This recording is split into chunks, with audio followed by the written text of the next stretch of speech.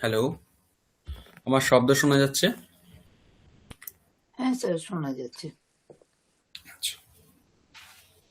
সকলকে শুভ সন্ধ্যা। আমরা ঠাকুরমা স্বামীজির সন্ধ্যা নাম স্যার। স্মরণ করে আমাদের ক্লাস শুরু করব।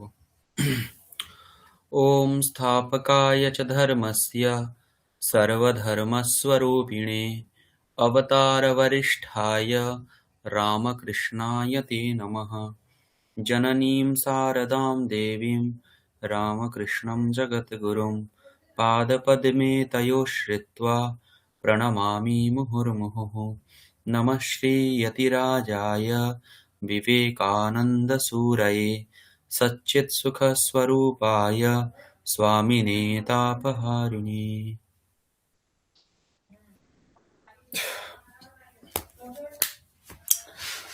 সকলকে আমাদের ইন্টারমিডিয়েট ক্লাস স্বাগত। তো গত ক্লাসে আমরা যে অংশগুলো পড়েছিলাম তাতে আমরা কিছু বাঞ্চ অফ ওয়ার্ড দেখেছিলাম, যেগুলো ইকারান্ত পুংলিঙ্গ, উকারান্ত পুংলিঙ্গ, রিকারান্ত পুংলিঙ্গ, এরকম করে আমরা পুংলিঙ্গ কিছু শব্দ দেখছিলাম। ঠিক আছে, কেউ একসঙ্গে কিছু বলতে পারবেন কিছু ইকারান্ত শব্দ? আমি আপনাদেরকে ওই পিডিএফটা পাঠাইনি, আমার ওটা পাঠিয়ে দেওয়া উচিত। কালকে যেটা রিডিং পড়েছিলাম, হ্যাঁ ওটা হ্যাঁ হ্যাঁ। কপি, মণি, অগ্নি, হুম। আর আর কি ছিল? গিরি ছিল, গিরিহি, গিরি, ঋষিহি। ঋষিহি। ঋষি। হুম। হুম, খুব সুন্দর। এইরকম অনেকগুলো আমরা দ্বিতীয় দীক্ষা, হ্যাঁ আমি এটা আপনাদের গ্রুপে পাঠিয়ে দিচ্ছি একবার, ঠিক আছে? ওকে, যাই হোক, এরকম এরকম আমরা অনেকগুলো শব্দ কালকে দেখেছিলাম, ঠিক আছে? এইবারে আজকে ওই ইকারান্ত শব্দ উকারান্ত শব্দগুলো যদি আপনারা জানেন, আমি আপনাদেরকে শব্দরূপের লিস্ট দিয়েছি, তবুও আমরা একবার প্রথমাতে এদের রূপগুলো কেমন চলে, ঠিক আছে, ক্রিয়াপদ যোগ করে আমরা এটার ব্যবহার করব, ঠিক আছে? আমি স্ক্রিনটা শেয়ার করছি।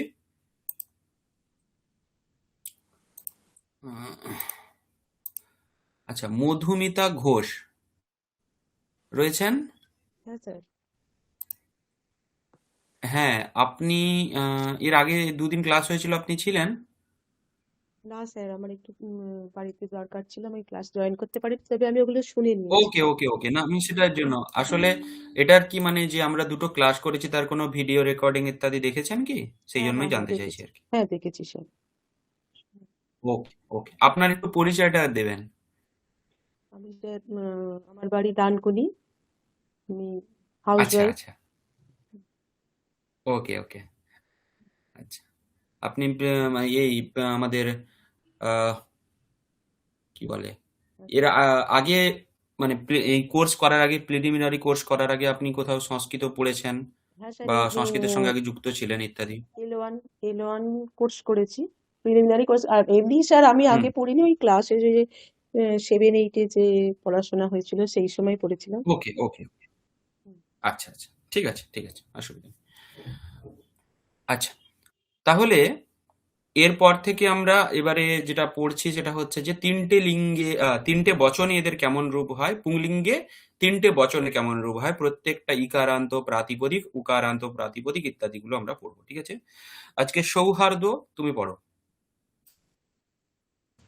স্যার, ঋষিহি হুম ধ্যায়তি। হুম। ঋষি ধ্যায়তः। ধ্যায়তি, ধ্যায়তः। না, ধ্যায়তি, ধ্যায়তি। ঠিক আছে, এক বচনে ধ্যায়তি। হ্যাঁ, তারপরে ঋষি ধ্যায়তः। হুম। ঋষয়ः ধ্যায়न्ति। ধ্যায়তি মানে सर, ध्यान करना। ध्यान करना, बहुत बढ़िया, ठीक है। তাহলে ঋষি ধ্যায়তি, ঋষি ধ্যায়তঃ, ঋষয়ः ধ্যায়ন্তি। তাহলে এখানে ঋষি, এই যে ইকারান্ত শব্দ, সেই শব্দের প্রথমার রূপগুলো দেওয়া হয়ে গেল, ঋষি ঋষি ঋষয়ः। ঋষির জায়গায় কপি ফেললে কি হবে? কপি শব্দ থাকলে ঋষির জায়গায় কি হবে, রূপ কেমন চলবে তাহলে? कपिः। হুম। अ, हि कपि कप्यः হুম কাপ্পাইয়াহা। कपयः सॉरी ঠিক আছে, আপনারা সবাই যে কেউ বলতে পারেন, কোনো অসুবিধা নেই, আমি একজনকে জিজ্ঞেস করছি না। ঠিক আছে, ঠিক একইভাবে মুনি থাকলে কি হবে? मुनिः मुनि হুম হুম मुन्यः মুনাইয়াহা। मुनयः মুনাই, হ্যাঁ গিরি, গিরি, গিরি শব্দ থাকলে কি হবে? गिरिः गिरयः কবি, कविः कविः হুম कवि कवयः হ্যাঁ কবায়াহা। कवयः কবিহি, কবি, কবায়াহা। ওকে। হরি, হরি থাকলে কি হবে? হরিহি হরি হুম হরায়হ। হরয়াহা। ঠিক আছে, যত আপনারা উচ্চারণ করবেন তত কিন্তু জড়তাগুলো কাটবে আর জিনিসগুলো একটা প্রসেসে পড়ে যাবে, যে ইকারান্ত থাকলে আমাকে এরকমই বলতে হবে। একটা শব্দ দিয়ে আমরা অনেক শব্দের রূপ জেনে যাব। ঠিক আছে, সেই জন্য অবশ্যই আপনারা বলবেন যখন বলতে বলবো। নেক্সট, তারপরে শিশু, হ্যাঁ সৌহার্দ্য পড়ো। शिशुः क्रीडति ক্রীড়তি, এটা দেখুন, ক্রীড়তি না, ক্রীড়তি। দীর্ঘ আর হ্রস্বের মধ্যে যদি দুটোকেই আমরা সমান উচ্চারণ করি তাহলে কিন্তু সমস্যা হয়ে গেল। বোঝা গেছে? ক্রীড়তিতে আপনি বুঝতে পারবেন না লেখার সময় দীর্ঘ আছে না হ্রস্ব আছে, সেই জন্য ক্রীড়তি। ওকে, শিশু क्रीड ক্রীড়তি। হ্যাঁ, তারপরে शिशु क्रीडतः शि- ক্রীড়তः, হ্যাঁ शिशवः क्रीडन्ति ক্রীড়ন্তি। ওকে, তাহলে শিশু মানে উকারান্ত প্রাতিপদিক, তার রূপ যেমন শিশুহু, শিশু, শিশাবাহা। ঠিক একইভাবে সাধু থাকলে কি হবে? साधुः হুম साधु হুম साधवः ভানু থাকলে কি হবে? भानुः হুম भानु भानुवः ভানুবাহা না, ভানাবাহা। भानवः sorry ভানুহ, ভানুহু, ভানু, ভানাবাহা, এরকম করে চলবে। ঠিক আছে, এরপরে দেখুন, তারপরে পড়ুন। दाता यच्छति হুম दातरौ यच्छतः দাতারও আছে, ভালো করে। दातरौ দাতারৌ, दा দাতারৌ, দাতারৌ না, দাতারৌ। আবার বলুন। दातारौ হুম यच्छतः খুব সুন্দর। তারপরে दातारः হুম यच्छन्ति ইয়াচ্ছন্তি হয়ে গেল। ঠিক আছে, ইয়াচ্ছতি, ইয়াচ্ছাতঃ, ইয়াচ্ছন্তি। ইয়াচ্ছতি মানে দান করা। আচ্ছা, এবার এটাতে প্রাতিপদিক হচ্ছে, মানে রুট ওয়ার্ড হচ্ছে দাত্রী, তার রূপটা দাতা, দাতারো, দাতারহ। ওকে। ओके सर আচ্ছা, এবারে আমরা দেখব আপনারা আচ্ছা এরপরে যান, তারপরে দেখাচ্ছি। এটা একটু অন্যরকম আছে। আচ্ছা, এরপরে আছে কি পড়ুন। চিত্রে, चित्रे হুম गल्वोः গ্লৌহু, ग्लौः গ্লৌহু, ग्लौः विलसति বিলাসতি। चित्रे হুম चित्रे ग्लौः গ্লাবৌ, ग्लावौ বলুন। ग्लावौ विलसतः গ্লাবৌ, হুম তারপরে चित्रे হুম गा গ্লাবহ, ग्लावः গ্লাবহ, হুম विलसन्ति বিলাসন্তি। ঠিক আছে, এইটাও একটা পুংলিঙ্গ শব্দ। এটা একটু ভালো করে স্পষ্ট মানে মনোযোগ দিয়ে দেখতে হবে। এই যে শব্দটা, এর প্রাতিপদিক হচ্ছে কি? এর প্রাতিপদিক হচ্ছে গ্লৌ। এটা হচ্ছে ঔকারান্ত প্রাতিপদিক শব্দ, যার অর্থ হচ্ছে চন্দ্রহা। ঠিক আছে, চন্দ্রহ এটা আপনারা ছবি দেখে বুঝতে পেরে গেছেন, কিন্তু গ্লৌহু শব্দটা এটা হচ্ছে ঔকারান্ত প্রাতিপদিক, যার রূপ কেমন চলে? গ্লৌহু, গ্লাবৌ, গ্লাবহা, গ্লৌহু, গ্লাবৌ, গ্লাবহা। ঠিক আছে, ওকে। सर নেক্সট, হ্যাঁ বলুন। सर विलसति का मतलब सर हाँ, बिलसती माने विराज करा, माने रहना। अच्छा बिलसती मतलब रहना ऐसा नहीं है, जैसे समझ लीजिए, ऐसा बोल सकते हैं राजा बिलसती, मतलब राजा खाली रह नहीं रहा है, सिंहासन है बिलसती, मतलब सिंहासन में बैठ के वहां पर शोभा बढ़ा रहा है, ऐसा। ओके सर মানে বুঝতো? প্রকাশ। প্রকাশ করছে, शाइन মানে सर এখানে মানে বলতে পারেন, হ্যাঁ, এই প্রকাশ অর্থটা ঠিকঠাক বলতে পারেন। রয়েছে, কিন্তু এখানে হচ্ছে গিয়ে যেন তার জন্য একটা অন্যরকম একটা ভাব চলে এসছে। সেটা প্রকাশ হতে পারে, সেটা মহিমা বর্ধন হতে পারে, বা সে ওটা শোভিত করছে, শোভা বাড়া রাহা হ্যায়, শোভিত করছে, এরকম অর্থ আর কি। আচ্ছা, এইবারে, হ্যাঁ, সৌহার্দ্য পড়ো। এবারে অনেকগুলো ক্রিয়াপদ দিয়ে দেখানো হয়েছে, মানে অনেকগুলো कब ক্রিয়াপদ আর অনেকগুলো শব্দ, ইকারান্ত শব্দ। হ্যাঁ, পড়ো। कभिः गच्छति হুম कवि गच्छतः হুম कवयः गच्छन्ति কবায়াহ। कवयः गच्छन्ति হুম कपिः कूर्दे कूर्दे कूर्दे কূর্দতে। कूर्दते কূর্দতে। হুম कपि कूर्दते कप কূর্দেতে। कूर्देते হুম कप्यः कूर् কপায়াহ। কপ্যহ না, কপায়াহ। कपायः হুম कूर्दन्ते কূর্দন্তে। আচ্ছা, কূর্দতে মানে হচ্ছে লাফানো, জাম্পিং। ওকে, আত্মনেপদী ধাতু সেবতের মতে, সেবতে, সেবেতে, সেবন্তে, কূর্দতে, কূর্দেতে, কূর্দন্তে। হ্যাঁ, তারপরে। मुनिः হুম उपदिशति সাধু, তারপরে। मुनि হুম उपदिशतः হুম मुनयः হুম उपदिशन्ति উপদিশন্তি। sorry না, उपदिशन्ति উপদিশন্তি। ওকে, তারপরে। यतिः হুম मन्त्रं जपति হুম यति मन्त्रं जपतः সাধু, अग्रे। यत यतयः হুম मन्त्रं जपन्ति यति नाम। अ, क्या सर यतिः। यतिः शब्दस्य कः अर्थः? यति मतलब क्या है? यति सर यति मतलब मंत्र न, यति मतलब सन्यासी सन्यासी। सन्यासी सन्यासी अस्तु, नमः श्री यतिराजाय बोला वहां खलु। हम लोग बोलते हैं नमः श्री यतिराजाय विवेकानंद सूरये। विवेकानंद स्वामी कौन है? यतियों के राजा, सन्यासियों के राजा। Okay, next. ओके सर हाँ, अग्रे फिर से पढ़िए। गुरुः पाठं हम्म, पठयति पठयति है, देखिए ठीक से। पठ पठ पठयति पठयति है, पाठयति। पाठयति पाठयति आकार को ऐसे उच्चारण करना है। हाँ, पाठयति। हाँ, अग्रे। गुरु पाठं पाठयतः हम्म गुरवः पाठं गुरवः। गुरवः गुरवः।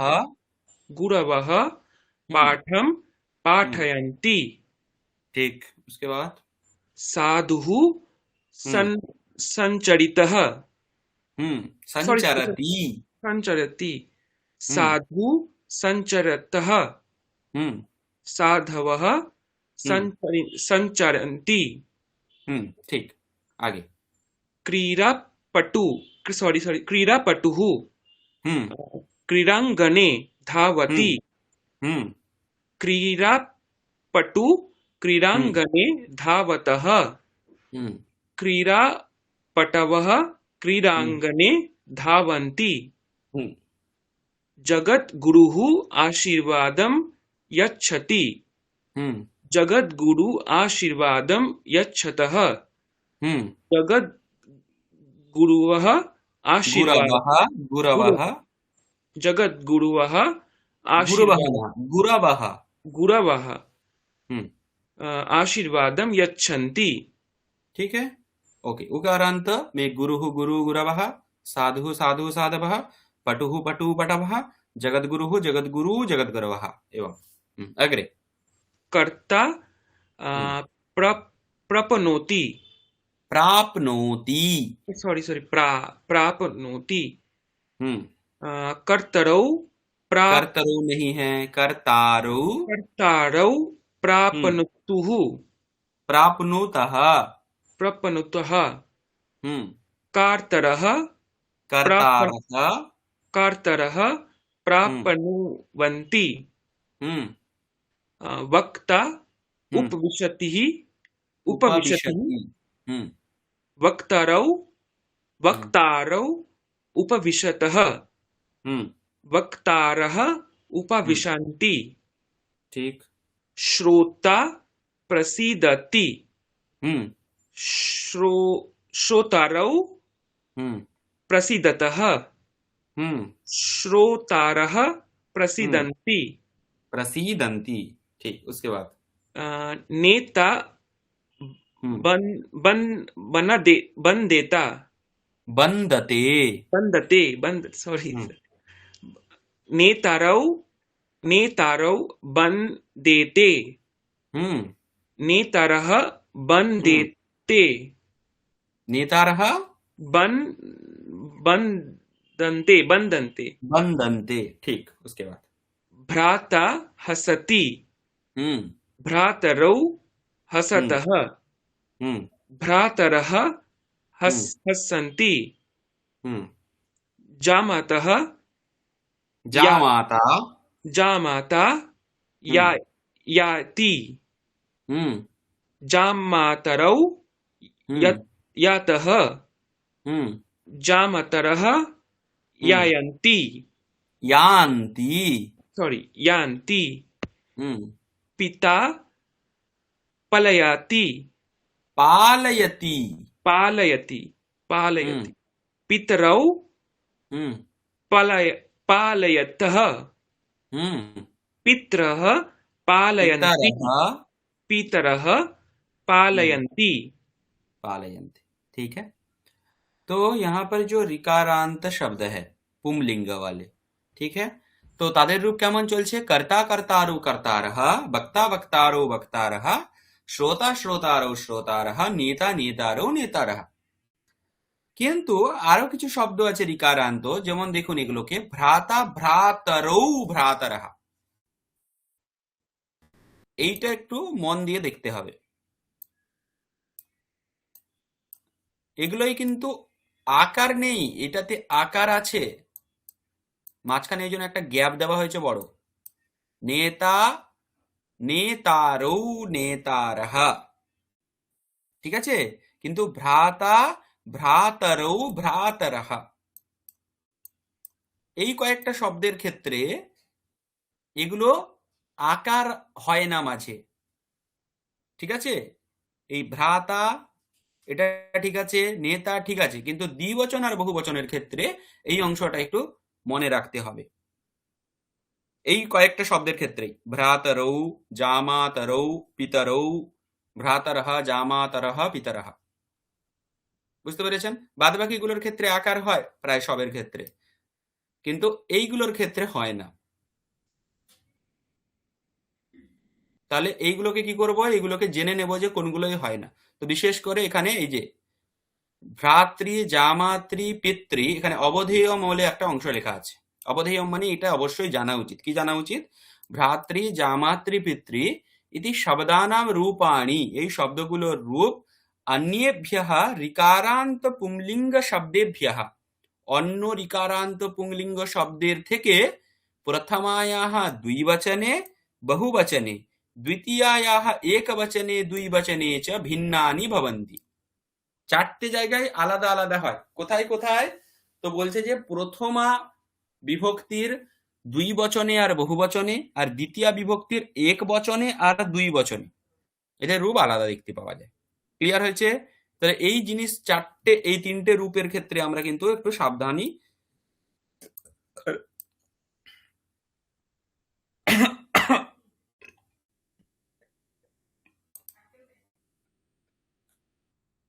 একটু সাবধান হব এই রূপগুলোকে দেখার ক্ষেত্রে। বাদবাকিগুলোর ক্ষেত্রে আকারই হবে, ঠিক আছে। আচ্ছা, এখানে কুর্দতের অর্থ দেওয়া হয়েছে আর বন্দতের অর্থ দেওয়া হয়েছে। বন্দতে এটাও আত্মনেপদী ধাতু, সেবতের মতো চলে। এখানে এতটা পর্যন্ত কারো প্রশ্ন আছে কিছু? হ্যাঁ স্যার, দ্বিতীয়তে এক বচন দ্বিবচন বলছে, কিন্তু দ্বিতীয়তে তো বহু বচনেও তো জামাত তারাও নেই তো। না না না, কি হবে দ্বিতীয়টা? দ্বিতীয়টা তো দ্বিতীয়ার ঠিকই ক্ষেত্রে বললাম। বলছে পিতা পিতরৌ পিতরः, দ্বিতীয়ার এক বচনে কি হয়? পিতরম, ও ঠিক আছে, পিতরম। ওখানে কি হবে? কর্তারম। আমি দুটো লিখে দিলে বুঝতে পারবেন। দ্বিতীয়টা হচ্ছে এরকম, এদের পার্থক্যটা এখানেই। আমি যদি এখানে কর্তা শব্দ নিই তাহলে ও আচ্ছা, দ্বিতীয়াতে হবে, এইখানে আমাদের প্রথমাই দেয়া আছে, দ্বিতীয়টা নেই। হ্যাঁ এখানে প্রথমা, এখনো পর্যন্ত হ্যাঁ আমরা হ্যাঁ, কেবলমাত্র প্রথমা। আমি প্রথমা গতদিনে আছে, কিন্তু বইতে, ওই অবোধয়মে দ্বিতীয়ার কথাটাও উল্লেখ হ্যাঁ করে কথাটা দিয়েছে, বলে দিল যে এই কথাটা জায়গাগুলোকে বলে। আপনাদেরকে হ্যাঁ একটু হ্যাঁ, পয়েন্ট আউট করতে হবে। ওকে, এইটা হচ্ছে বিষয়। তাহলে এখানে কি হলো দেখুন, দ্বিতীয়ার এক বচনে কর্তা শব্দের হলো কর্তারম, কিন্তু পিতৃ শব্দের হলো পিতরম। তাহলে দেখুন আকার আছে এখানে, এখানে নেই। পিতারম হওয়া উচিত ছিল কিন্তু হয়নি। ওকে, ঠিক একইভাবে সেখানেও দ্বিতীয়ার দ্বিবচনে কি হবে, দ্বিতীয়ার দ্বিবচনে এটা চলবে পিতরৌ, আর কর্তার দ্বিতীয়ার দ্বিবচনে হবে কর্তারৌ। ওই জন্য এখানে পার্থক্য আছে, বোঝা গেছে? এই জন্য এই চারটেকে পয়েন্ট আউট করা হয়েছে। কিন্তু বহুবচনে কি হবে, বহুবচনে কিন্তু পার্থক্য নেই। এটার কি হবে, এটার হয়ে যাবে কর্তৃন, আর এটার হয়ে যাবে পিতৃন। পিতৃন। যদিও এটা দীর্ঘ, দুটোই দীর্ঘ। আমি রিকার্ডটা এখানে দীর্ঘ লিখতে পারছি না, যদি লেখা যায় দেখি। হ্যাঁ লেখা যাচ্ছে, ঠিক আছে, পিতৃন। ক্লিয়ার হয়েছে? তাহলে এই রূপে কিন্তু কিছু পার্থক্য হয়নি, কর্তৃন পিতৃন। কিন্তু এই যে দ্বিতীয়ার এক বচন দ্বিবচন, এটাতে কিন্তু পার্থক্য আছে। দেখুন, ঠিক আছে, বোঝা গেছে ব্যাপারটা? হ্যাঁ স্যার, বুঝে। ওকে, নেক্সট। আচ্ছা, তাহলে এখন এবারে এখান থেকে জিনিসগুলোকে পুরোটা পড়ে নেবার পরে এবারে জিনিসগুলোকে ওরা আলাদা আলাদা করে দেখাচ্ছে। কি দেখাচ্ছে, যে দেখুন প্রাতিপদিক হচ্ছে কপি, তার প্রথমায় রূপ কেমন চলে, কপিহি কপি কপাইয়া। এখানে প্রাতিপদিকের ব্যাপারটাও কিন্তু বলে দেওয়া হচ্ছে, যা ইকারান্ত প্রাতিপদিক, সেটা হচ্ছে কপি। ঠিক একইভাবে হরিহি হরি হরায়াহা, এই যে এইটা, এটার প্রাতিপদিকটা কি, হরি। মুনিহি মুনি মুনায়াহা, এটার প্রাতিপদিকটা কি, মুনি। এরকম করে এখানে দিয়ে দেওয়া হলো। অত্র কপি হরি মুনি ইতি শব্দানাম রূপাণি সমানানি সন্তি। এদের রূপ সমান কেন, কারণ এদের প্রাতিপদিক সমান, প্রাতিপদিকের শেষে ইকার আছে, আর এগুলো সবকটাই পুংলিঙ্গ শব্দ। ঠিক আছে, নেক্সট। গুরুহু গুরু গুরবাহা, শিশুহু শিশু শিশবাহা, বটুহু বটু বটবাহা, পটুহু পটু পটবাহা। এই যে শব্দগুলো, এই শব্দগুলোরও কিন্তু প্রাতিপদিকের শেষে উকার দেখতে পাচ্ছি, সেই জন্য এগুলো হচ্ছে একগোত্রীয় প্রাতিপদিক, উকারান্ত প্রাতিপদিক, আর এগুলো পুংলিঙ্গে, সেই জন্য এদের সবকটার রূপ সমান চলবে। নেক্সট, এখানে আবার সেই একই কথা বলেছে, নেত্রী বক্ত্রী দ্রষ্ট্রী যোধ্রী, এগুলোরও একই রকম রূপ চলে, আর লাস্টে প্রাতিপদিক গুলো সেম, রিকারান্ত প্রাতিপদিক পুংলিঙ্গে। ঠিক আছে, এইটাকে এখানে বিবরণ করে ভালোভাবে দেওয়া হয়েছে।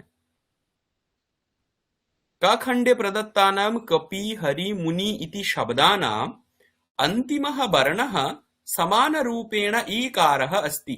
এটার অর্থ বুঝতে পারছেন? হ্যালো, হ্যাঁ স্যার, বুঝে যাচ্ছে। বোঝা যাচ্ছে?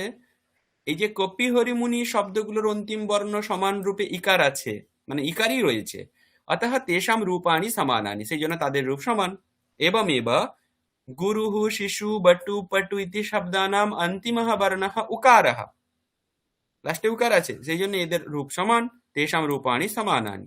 এবং এবার গখণ্ডে, মানে লাস্টের যে এটা, এখানে নেত্রী বক্ত্রী দ্রষ্ট্রী যোধ্রী এই শব্দগুলির অন্তিম বর্ণ রিকার আছে, সেই কারণে তাদের রূপ সমান। ঠিক আছে, এবারে বলছে দেখুন, येषां शब्दानाम् अत्र रूपाणि प्रदत्तानि सन्ति ते प्रातिपदिकम् अथवा मूल शब्दः इति नाम्ना व्यवहृताः भवन्ति। মানে একটা শব্দ যার রুটটা যেটা, সেটাকেই আমরা কি বলছি, প্রাতিপদিক অথবা মূল শব্দ। যেরকম এখানে যে বোল্ড করা আছে, এগুলো সবই হচ্ছে রুট শব্দ বা প্রাতিপদিকম। ওকে, যেটা নিয়ে আমরা আগের দিন আলোচনা করেছি, যে কোনো একটা প্রাতিপদিককে বাক্যে ব্যবহার করা যায় না, বাক্যে ব্যবহৃত হয় পদম। পদম কিন্তু তৈরি করার জন্য প্রাতিপদিককে লাগে ব্যবহার করা হয়। ওকে, এটা আমরা পড়েছিলাম। আচ্ছা,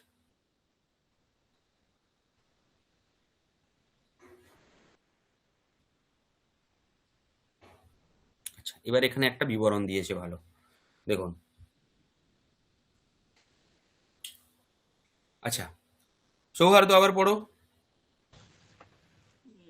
दधि दधिनी হুম दधिनी হুম वारी হুম वारिनी হুম वारिनी হুম তারপর কি বলেছে, টেক্সটটা বড়। इत इत्र इत्र ইত্যত্র इत्यत्र दधि वाडी इति शब्दयोः अन्तिमः वर्णः यद्यपि कपि हरि इत्यादीनाम् अन्तिम অন্তিম वर्णः इव समानः इकारः तथापि रूपाणि भिन्नानि भवन्ति यतो हि यतो कपि हि यतो हि कपि हरि इत्यादयः शब्दाः पुल्लिङ्गः सन्ति दधि वाडी इत्यादयः शब्दाः च नपुंसकलिङ्गः सन्ति उभयोः लिङ्गभेदात् रूपभेदः भवति। ঠিক আছে। মোদ্দা কথা হচ্ছে যে দধি আর বাড়িতেও ইকার দেখতে পাচ্ছি আমরা, ঠিক আছে। এদের প্রাতিপদিকে কি আছে, আমরা শব্দকে এমনি ভাবে চিনবো না, এগুলো দেখে চিনবো না, চিনবো কাকে দেখে, প্রাতিপদিককে দেখে। তো দধি আর বাড়ি ইকারান্ত, যেরকম এখানে দেখেছিলেন, কি দেখেছিলেন, এই যে এতগুলো পড়লাম আমরা, কপি, হরি, মুনি, ঋষি, অগ্নি, এগুলো যেরকম ইকারান্ত, ঠিক একইভাবে এখানে দধি বাড়ি এগুলো ইকারান্ত। যেহেতু এরা ইকারান্ত, সেই জন্য কারো ভ্রম হতে পারে দধিহি দধি দধায়াহা, বারিহি বারি বারায়াহা হতে পারে। তো সেই জন্য এখানে স্পষ্ট করছে। ঠিক একইভাবে মতি শব্দের ক্ষেত্রেও আমরা বলতে পারি মতিহি, এটাও কিন্তু একই রকম ভাবে যদিও চলছে, তবুও এর মধ্যে একটু পার্থক্য কি, অন্যান্য রূপে পার্থক্য দেখা যাবে। কিন্তু প্রথমা সমান বলে দধি মতির কথা এখানে বলেনি, এখানে কার কথা বলা হয়েছে, দধি আর বাড়ির কথা বলছে। যে দধি বাড়ি এই শব্দগুলোর অন্তিম বর্ণ কপি হরির মতো ইকারান্ত সমান, কিন্তু এদের রূপ আলাদা। কেন? কারণ কপি হরি এগুলো হচ্ছে পুংলিঙ্গ, আর দধি বাড়ি এগুলো হচ্ছে নপুংসক লিঙ্গ। সেই জন্য এদের লিঙ্গ ভেদের কারণে রূপের ভেদ দেখা যায়। বোঝা গেছে? নেক্সট, এরপরে অবধেয় অংশ, यस्य यस्य शब्दस्य लिंगम समानम अंतिमः वर्णः च समानः भवति तस्य तस्य शब्दस्य रूपम प्रायेण समानम भवति। ঠিক আছে, কি বলা হলো, যেই যেই শব্দের লিঙ্গ সমান আর লাস্টের বর্ণটাও সমান, সেই সেই শব্দের কি হবে, রূপ প্রায়েণ সমান। মানে সব জায়গায় সমান এরকমটা নয়, কিন্তু অধিকাংশ ক্ষেত্রেই সমান দেখতে পাওয়া যায়। ঠিক আছে, একই রকম আমি একটা যদি জেনে নেই বা দুটো জেনে নেই, তাহলে সবগুলো জেনে নিব, এরকম হচ্ছে ব্যাপারটা। अतः রূপ সাদৃশ্যস্য কারণম অন্তিমঃ বর্ণঃ লিঙ্গম চ ভবতি। তাই বলা হচ্ছে যে রূপ সাদৃশ্যের কারণ কি, এই অন্তিম বর্ণটা এক থাকা আর লিঙ্গটা এক থাকাই হচ্ছে এই যে কপিহি কপি কপয়ঃ, এইটার মতো হরিহি হরি হরয়ঃ চলছে। এটার কারণটাই এটা যে এদের লিঙ্গ এক আর অন্তিম বর্ণটা এক। এইবারে বলছে প্রাতিপদিক প্রকারাহ, প্রাতিপদিকের অনেকগুলো প্রকার দেখতে পাওয়া যায়। ঠিক আছে, সেটা মূলত 6 ধরনের হয়। কি কি বলছে, প্রথমটা দেখুন, অজন্ত পুংলিঙ্গ শব্দ, মানে যেগুলোর লাস্টে স্বরবর্ণ থাকে। আচ্ছা, এখানে দুটো কথা বলি, অজন্ত আর হলন্ত সম্পর্কে আপনারা জানেন? হ্যালো, नहीं सर। আচ্ছা দেখুন, একটা কথা বলা হচ্ছে, আপনারা আপনারা চতুর্দশ মাহেশ্বর সূত্র পড়েছেন, জানেন এটা? চতুর্দশ মাহেশ্বর, ওকে ওকে ঠিক আছে।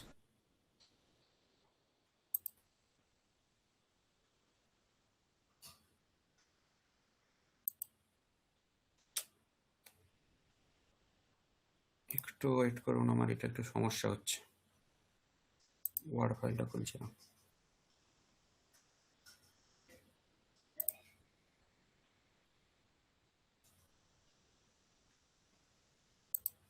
আচ্ছা ঠিক আছে, আমি এখানেই লিখছি।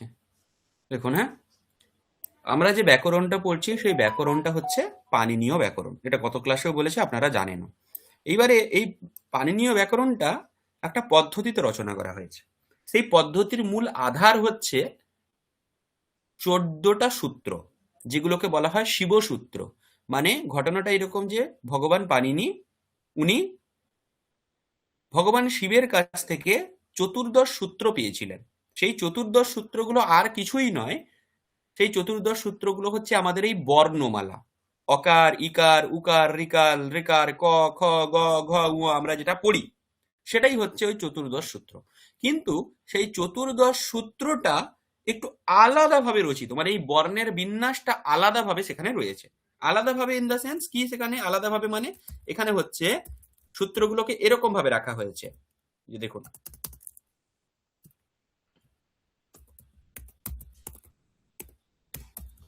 আমি একবার লিখে দিই তারপর আমি বলছি।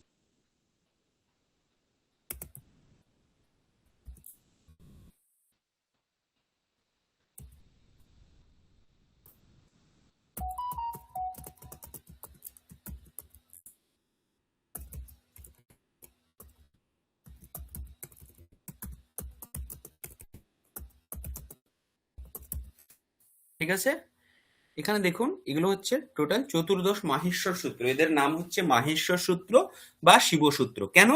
এই চতুর্দশ সূত্র ভগবান শিবের কাছ থেকে পাওয়া গেছে। কে পেয়েছেন? পানিনি পেয়েছিলেন।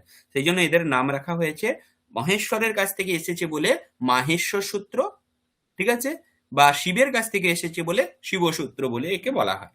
এখন এখানে এই সূত্রগুলোতে কি রয়েছে, এই সূত্রগুলো একবার উচ্চারণ করি সবাই। আমি বলছি, আপনারা বলুন। হ্যাঁ, अ इ उण বলুন। A e una হ্যাঁ, রিল রিক, ril ri এ ওং, e om I ouch, I out হায়া বারট, haya varat লণ, lana या मा গাণানম, yama gananam ঝভায়, chabaya ঘঢধস, khadhadas জবগডদস, jabagadadas খাফা ছাঠা থা চাটা তব, khafa chata ta tha cha ta tava কপয়ে, kapaya শশসর, sha sha sar হল। hal ঠিক আছে, এইরকম করে চতুর্দশ সূত্র রয়েছে। আচ্ছা, এখন এই যে 14টা সূত্র আছে, এই সূত্রগুলোকে আপনারা যদি ভালো করে দেখুন আমাদের যে আমরা যতগুলো অ্যালফাবেট জানি দেবনাগরী লিপিতে সবগুলো এখানে রয়েছে, চন্দ্রবিন্দু বিসর্গকে বাদ দিয়ে। ঠিক আছে, এইবার এখানে অ ই উ রিল রি এ ওং এতটা পর্যন্ত আপনি বলতে পারেন যে স্বরবর্ণগুলো যেরকম আমরা পড়ি অকার, আকার, ইকার, উকার এরকম করে আছে, মাঝের দীর্ঘগুলো নেই। আ নেই, দীর্ঘ ইকার নেই, হ্রস্ব মানে দীর্ঘ উকার নেই, দীর্ঘ ইকার নেই। ঠিক একইভাবে দুটো রি যে হয় বড় রিটা নেই, এইরকম করে রয়েছে। কিন্তু ব্যঞ্জনের ক্ষেত্রে যদি দেখেন, ব্যঞ্জনের ক্ষেত্রে এই জিনিসটা লক্ষ্য করবেন যে ব্যঞ্জনগুলো কিন্তু এলোমেলো ভাবে আছে। ক এর পরে খ নেই, ঠিক আছে, খ এর পরে ফকার চলে এসছে, হ প্রথমে চলে এসছে, য় চলে এসছে, ক্লিয়ার। কিন্তু যদিও এগুলো উল্টো পাল্টা রয়েছে, তবুও কিন্তু যদি হিসাব করা হয় একই জিনিসই বেরোবে। এই যে ক আছে, খ আছে, এখানে গ আছে, মানে মিলে কিন্তু সবগুলো সেই সব সমান বর্ণই দেবে, কিন্তু ক্রমটা আলাদা আছে। ব্যাপারটা বোঝা গেছে? ক্রম আলাদা, এদেরকে রাখার যে বর্ণের যে সাজানোর মানে পদ্ধতিটা ওটা আলাদা। ওইটা কেন আলাদা? এটা আলাদা হওয়ার কারণটাই হচ্ছে যে এরকম আলাদা করার কারণেই যে পানিনীয় সূত্রগুলো, ওই সূত্রগুলো তৈরি হয়েছে, না হলে কিন্তু ওগুলো তৈরি হতো না। এবারে পানিনীয় সূত্র যে তৈরি হয়েছে সেখানে একটা বিশেষ জিনিস আছে, একটা রহস্য আছে। কি রহস্য আছে? প্রত্যেকটা পাণিনীয় সূত্রে কিন্তু এতগুলো বর্ণর কথা বলা হয়নি। যেরকম কোথাও যদি সন্ধি হচ্ছে, ধরে নিন আমি যদি এরকম বলি যে কোথাও একটা সন্ধি করব, সেই সন্ধি করতে গেলে আমার যে কোনো একটা অকার ইকার উকার রিকাল রিকার একার ওকার ঐকার ওকার যে কোনো একটা স্বরবর্ণ লাগবে। তো সেই স্বরবর্ণগুলোকে আমি প্রত্যেকটা উচ্চারণ না করে তাদের একটা আলাদা নাম করে দিতে পারি। সেই নামটা কি? সেই নামটা হচ্ছে অচ। মানে কি? আমি বললাম কোন সূত্রে অকার ইকার উকার রিকাল রিকার একার ঐকার এগুলোর ব্যবহার হয়, সেটার বদলে এতটা কথা না বলে আমি তার জায়গায় কি বললাম? অচ। এতটুকু বলে দিলে কি হয়ে যাবে? এই শব্দটা, অচ শব্দটা ব্যবহার করা মানে অতগুলো বর্ণকে বুঝিয়ে নেবে। এটা একটা ছোট্ট করার পদ্ধতি। এই পদ্ধতিটাকে নাম হচ্ছে প্রত্যাহার। বোঝা গেছে? আপনারা কি বুঝতে পারছেন না এটা ভারী হয়ে যাচ্ছে ব্যাপারটা? কেউ কিছু বলছেন না? সাদিকাজি? না, বুঝতে পারছি, কিন্তু একটু আর কি মনে রাখতে সময় লাগবে। ওকে ওকে ওকে, সে মনে রাখাটা ওটা ভিডিও দেখে আপনি আরেকবার করতে পারেন, সেটা অসুবিধা নেই, কিন্তু এখন জিনিসটা বোঝা যাচ্ছে কিনা। মধুমিতাজি আপনি বুঝতে পারছেন?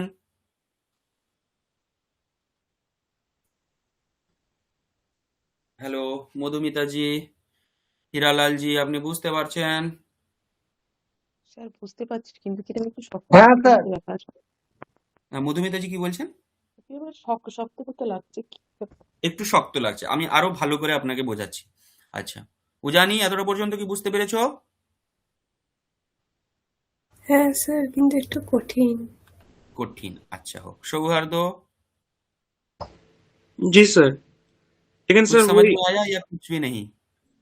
समझ में सर आ रहा है, लेकिन अच का प्रत्याहार वो कौन सा व्यंजन वर्ण को हो रहा है वो थोड़ा ওকে समझने ওকে में। ওকে ওকে ওকে मैं बताता हूँ। देखिए এখানে দেখুন একটা জিনিস মনে রাখার, যেটা যে এই যে লাস্টের বর্ণগুলো দেখুন,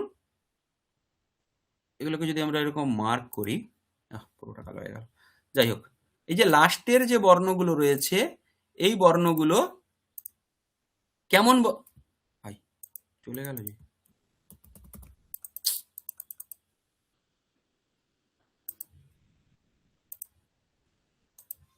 হ্যাঁ, এই যে লাস্টের বর্ণগুলো এগুলো হচ্ছে আলাদা, এগুলো হচ্ছে ব্যঞ্জন বর্ণ, মূর্ধন্যকার, ককার, উমকার, চকার। কিন্তু এগুলোর শেষে আরেকটা বিষয় রয়েছে যে এই বর্ণগুলোর শেষে কিন্তু লাস্টে হলন্ত দেওয়া আছে, একটা দাগ দেওয়া আছে।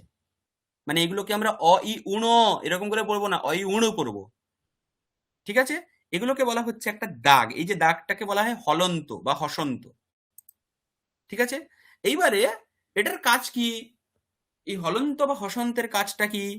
আচ্ছা দাঁড়ান, আমি আরেকবার এটা থেকে দেখাচ্ছি।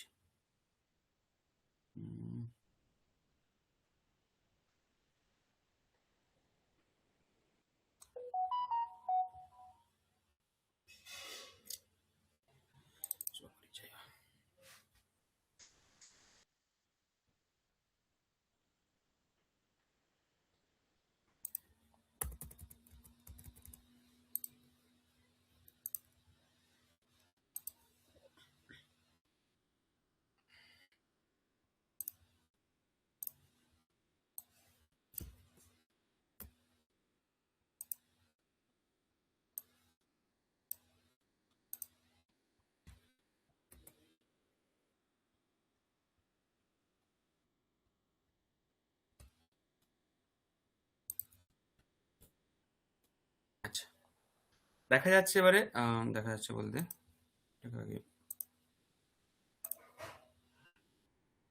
Stop present.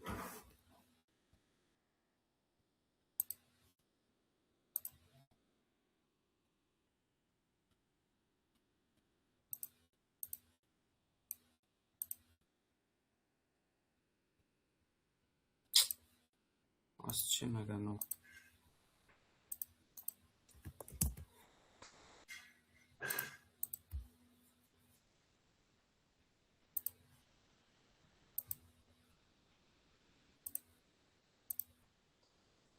হ্যাঁ, এবারে স্ক্রিন দেখা যাচ্ছে?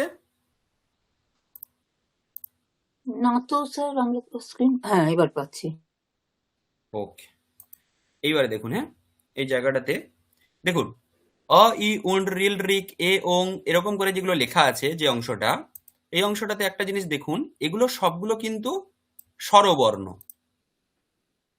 লাস্টের বর্ণটা হচ্ছে একটা ব্যঞ্জন বর্ণ, কিন্তু এই ব্যঞ্জন বর্ণটার মধ্যে একটা বৈশিষ্ট্য হচ্ছে যে হলন্ত দেওয়া আছে। হলন্ত মানে হচ্ছে গিয়ে, হলন্ত মানে বোঝেন তো, হলন্ত হসন্ত যেটাকে আমরা বাংলায় বলি, সেই জিনিসটা মানে যেখানে আমরা অকার, এর পরে আর কিছু নেই, অকার বা কোনো স্বরবর্ণ নেই। হলন্ত বা হসন্তের অর্থটাই এটাই, এর পরে কোনো স্বরবর্ণ নেই। ওকে, ভাওয়েল কোনো নেই, এটা কনসোনেন্ট। তো সেই জন্য এখানে এরকম ভাবে দেওয়া থাকে। এইগুলো প্রত্যেকটাতে দেখুন, আপনি যদি প্রত্যেকটা সূত্রে দেখবেন, এই একটা জিনিস দেখতে পাবেন যে লাস্টের বর্ণগুলো, এগুলো হচ্ছে হলন্ত বর্ণ। এই হলন্ত বর্ণগুলোর কাজ হচ্ছে, এগুলো কি করে, প্রত্যাহার তৈরি করে। প্রত্যাহার শব্দটার সম্পর্কে জানুন যে প্রত্যাহার হচ্ছে লঘু করার পদ্ধতি। যেমন ধরে নিন, আমরা একটা গ্রুপে অনেকে রয়েছে, একটা গ্রুপে অনেকে রয়েছে, সেই গ্রুপকে আমরা যেমন ধরে নিন অমর আছে, হ্যাঁ, অমর আছে, বিমল আছে, রাজেশ আছে, এরকম করে ৫-৬ জন ১০ জন আছে। সেই ১০ জনকে যখন আমরা একসঙ্গে ডাকতে চাই, তাহলে আমরা কি করতে পারি, ১০ জনের আলাদা আলাদা করে নাম বলতে পারি। অথবা আমরা বলতে পারি, ওই সেই ১০ জনই বালক, তাহলে আমরা বলতে পারি ওই ১০ জন বালককে ডাকো। তাহলে ওই গ্রুপের দিকে তাকিয়ে যদি আমরা ওই ১০ জনকে, তাদের তাদের মধ্যে ধরে নেব সবাই ছাত্র, তাহলে যদি তারা ছাত্র হিসেবে তারা ক্লাস 10-এ পড়ে, তাহলে আমরা যদি বলি যে ক্লাস 10-এর ছাত্রদের ডাকো, তাহলে ওই ১০ জনই আসবে। এখন বিষয়টা কি ঘটলো, আমরা প্রত্যেকের নাম উচ্চারণ করলাম না, কিন্তু যদি বলি যে ক্লাস 10-কে ডাকো, তাহলে তাদের একটা বিশেষ সংজ্ঞা হচ্ছে ক্লাস 10।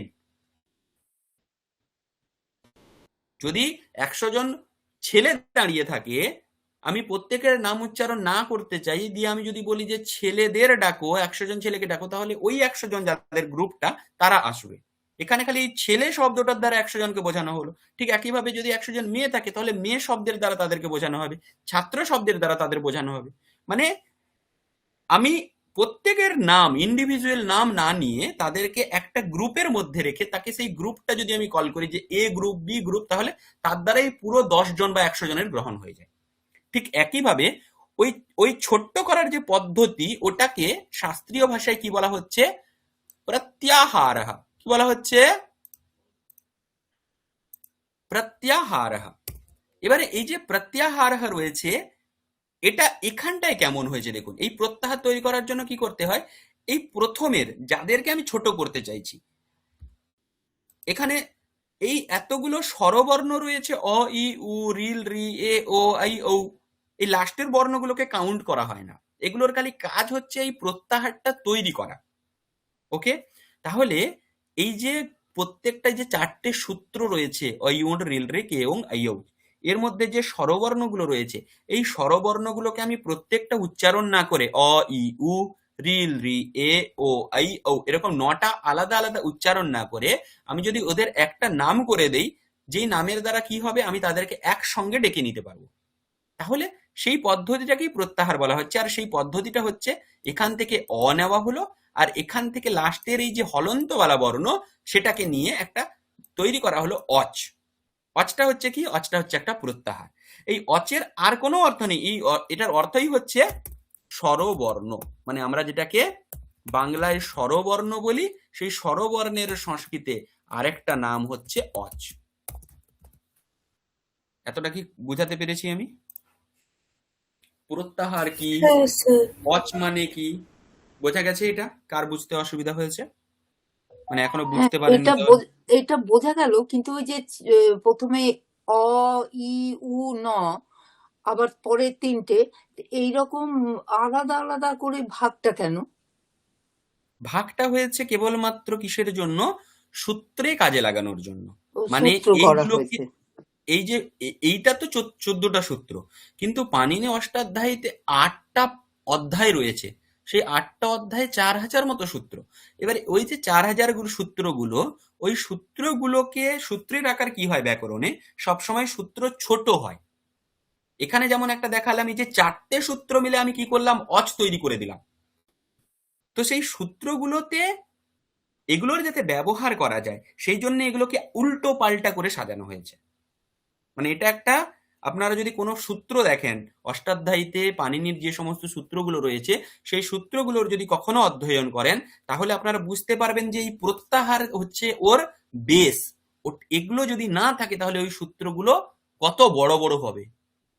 একটা সূত্রের আমি কথা বলি আপনাদের, দিলে আপনারা জিনিসটা আরো ভালো করে বুঝতে পারবেন। আপনারা মানে সংস্কৃত জগতে এই সূত্রটা খুবই প্রসিদ্ধ। এই সূত্রটা হচ্ছে ইকো ইয়ান আচি। আপনারা কেউ জানেন এই সূত্রটা সম্পর্কে? না। আচ্ছা, এই সূত্রটা কি করে? এই সূত্রটা সন্ধি করে। কি সন্ধি করে? একটা পদ আছে, একটা শব্দ আছে এরকম সুধি, আর একটা শব্দ আছে উপাস্যা। সুধি ব্যক্তিরা উপাস্য, উপাসনার যোগ্য। সুধি মানে হচ্ছে যারা সৎপুরুষ, সুধি ব্যক্তি, ভালো মানুষ, তারা হচ্ছে উপাসনার যোগ্য। এবারে এইটাকে আমরা এরকম ভাবে সুধি উপাস্য, এখানে যদি সন্ধি হয়, সন্ধি করার সময় আমরা কি করি, এখানে একটা চিহ্ন দেই, যুক্ত চিহ্ন দেই। তাহলে এটাকে যদি আমাকে সন্ধি করতে হয়, তাহলে সন্ধি করার সময় এই নিয়মটা, ইকোয়নাচি সূত্রটা, বা এটাই হচ্ছে নিয়ম। ইকোয়নাচিটা আর কিছু নয়, এটা হচ্ছে একটা নিয়ম। সূত্র মানে একটা নিয়ম। এই সূত্রের দ্বারা কি হচ্ছে, এই সূত্র কি বলছে, আগে সূত্রটার কাজ দেখে নি। বলছে ইক মানে কি? ইক মানে দেখুন, ইকার, উকার, রিকার আর লৃকার, এই বর্ণগুলোর, বাংলায় লিখি,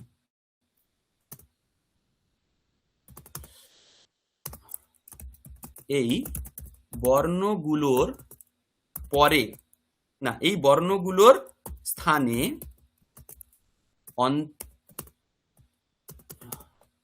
এই বর্ণগুলোর স্থানে য়, ব, র আর ল হয়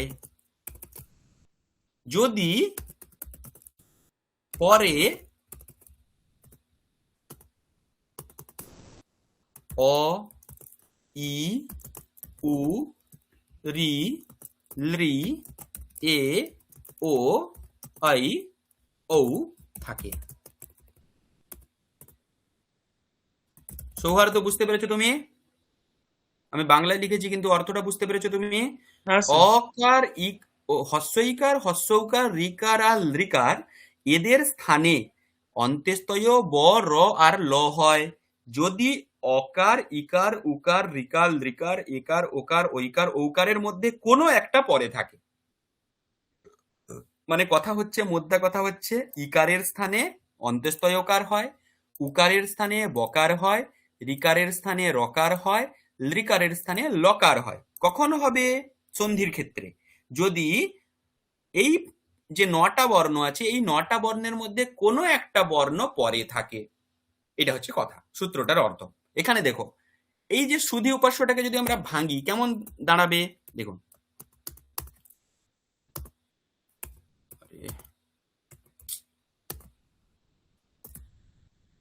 কি হচ্ছে, হ্যাঁ, দন্তেশ আছে, উ আছে, ধ আছে, দীর্ঘই আছে, তারপরে উ আছে, প আছে, আ আছে, স আছে, য় আছে আর বিসর্গ আছে। ওকে, এবার এই জায়গাটা একটু লক্ষ্য করুন। এই জায়গাটাতে কি বলা হচ্ছে, যে যদি পরে এই 9টা বর্ণের মধ্যে কোনো একটা থাকে, 9টা বর্ণের মধ্যে উকার আছে, তাহলে উকার আছে। তার আগে এগুলোর পরে, এটা মানে কি উকারের আগে, অথবা এখানে কি রয়েছে, দীর্ঘইকার রয়েছে, এই দীর্ঘইকারের স্থানে কি হয়ে যাবে, অন্তস্তয়কার হয়ে যাবে। তাহলে সন্ধিটা টোটাল মিলে কি হয়ে যাবে, শুদ্ধি উপাস্যা, এরকম হয়ে যায়। এতটা এটা বুঝতে পেরেছেন না বুঝতে পারেননি?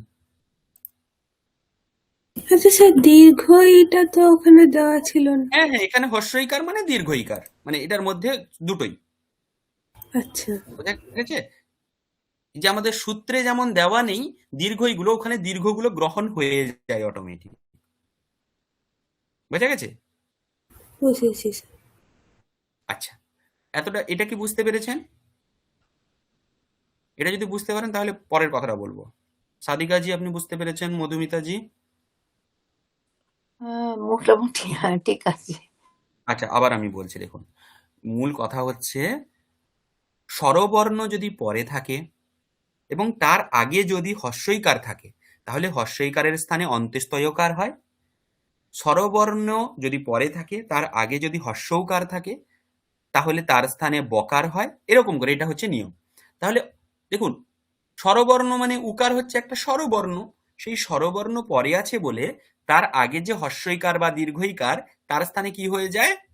অন্ত্যেস্তয়কার হয়ে যায়। দিয়ে এখানে দেখুন, সেই জন্য সুধি ছিল, দীর্ঘ ছিল, এখানে ইয় হয়ে গেছে, দিয়ে শুদ্ধি উপাসী হয়ে গেছে সমাসে, মানে সন্ধির জায়গাটাতে এই ইয়কারটা চলে এসছে একটা, এইখানটাতে জিনিসটা, কাজটা হয়েছে মূলত। ঠিক আছে? এই ইকারটা এখানে চলে গিয়ে, এই ইকারটা চলে গিয়ে তার স্থানে অন্ত্যেস্তয়কার হয়ে গেছে। ঠিক আছে? এইবারে দেখুন, পাণিনির যে সূত্রটা কত ছোট, ইকো ইয়নাচি, এখানে ইক মানে কি? ইক মানে বললাম কি? হস্যই হস্য রিল রি। ইয়ন মানে কি বললাম? ইয়ন মানে হচ্ছে য়বরল। অচ মানে কি বললাম? অচ মানে এই 9টা বর্ণ। যদি পাণিনি এরকম এই ছোট না করতেন, মানে যে প্রত্যাহার তৈরি না করতেন বা বর্ণগুলোকে এরকম ভাবে না সাজাতেন, তাহলে কি হয়ে যেত? তাহলে সমস্যাটা হতো যে পাণিনিকে বড় বড় সূত্র করতে হতো। তখন ইকোয়ানাচি সূত্রের স্থানে কেমন সূত্র হতো বলুন তো? ই উ রিল রি। ঠিক আছে? তারপরে য় ব র ল, তারপরে অ ই উ, এরকম করে পুরোটা তাকে লিখতে হতো। কিন্তু তিনি কি করলেন? ছোট্ট করে নিলেন, 6টা বর্ণ যুক্ত করে একটা সূত্র হয়ে গেল। আর এখানটাতে কতগুলো বর্ণ হচ্ছে? টোটাল 4 4 8 9 9 8 17টা বর্ণ হয়ে যাবে। বোঝা গেছে? তো সূত্র ছোট হয়, সেই ছোট করার জন্যই এই যে প্রত্যাহার পদ্ধতিটা আশ্রয় করা হয়েছে। মোদ্দা কথা হলো, অ থেকে শুরু করে চকার পর্যন্ত, ঐউচের চকার পর্যন্ত এই 4টে সূত্রকে ছোট্ট ভাবে বলা হয়, যার দ্বারা তাকে বলা হয় প্রত্যাহার। ঠিক আছে? আর এই প্রত্যাহার তৈরি করার জন্য কি করতে হয়? একটা বর্ণ নিতে হয়, আর লাস্টের এই যে হলন্ত বর্ণ সেটা নিতে হয়। বোঝা গেছে? তাহলে কি হয়ে যাবে? সেই প্রত্যাহারের মধ্যে সেই বাকি বর্ণগুলো চলে আসবে। এই লাস্টের বর্ণগুলোকে ছেড়ে দিলে বাকি বর্ণগুলো চলে আসবে। তাহলে অচ প্রত্যাহারের মধ্যে কি কি বর্ণ এলো? ভালো করে দেখুন, অ ই উ। মূর্ধন্যটাকে ছেড়ে দিলাম কারণ ওটা হলন্ত, হলন্তটাকে নেওয়া যাবে না। তারপরে হলো রি লি, তারপরে কাকে ছাড়বো? হ্যালো, ওকে। ককারকে ছাড়বো, ককারকে ছেড়ে দেবো কারণ ও হলন্ত আছে। তারপরে এ নেব, ও নেব, আবার ও কার ছেড়ে দেবো, তারপরে ওই নেব, ও নেব, আবার চকা ছেড়ে দেবো। ছাড়ছি। তাহলে বলতে পারবো আমি অচ প্রত্যাহারের মধ্যে এই বর্ণ কটা রয়েছে। বোঝা গেছে? তাহলে এখানে দেখুন, এই কথাটা কেন বললাম, এত করে কথা বলার দরকার পড়লো এইটা বোঝানোর জন্য আপনাদের, যে অজন্ত পুংলিঙ্গ শব্দ। অজন্ত পুংলিঙ্গ মানে আর কিছুই নয়, অজন্ত পুংলিঙ্গ এই যে বইয়ে আপনাদের লেখা ছিল, আপনাকে আবার দেখাই, আবার একবার স্ক্রিনটা শেয়ার করি।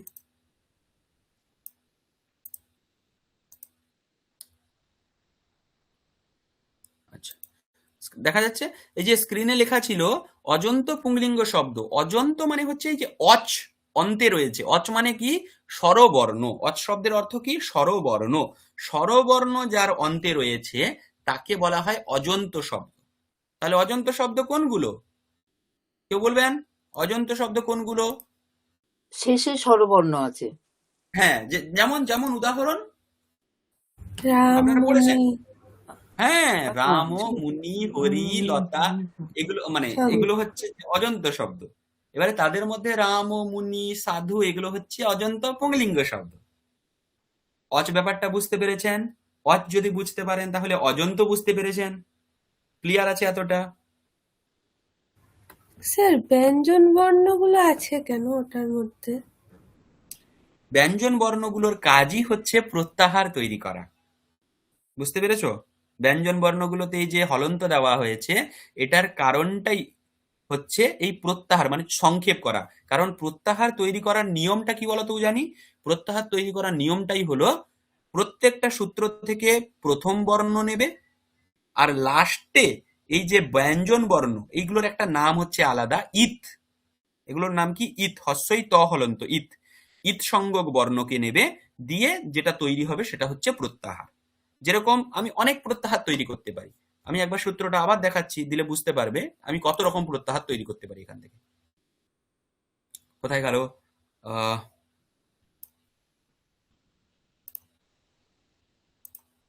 এটা না, এটা, হ্যাঁ, আচ্ছা, হ্যাঁ, স্ক্রিন এসছে? এসছে স্যার।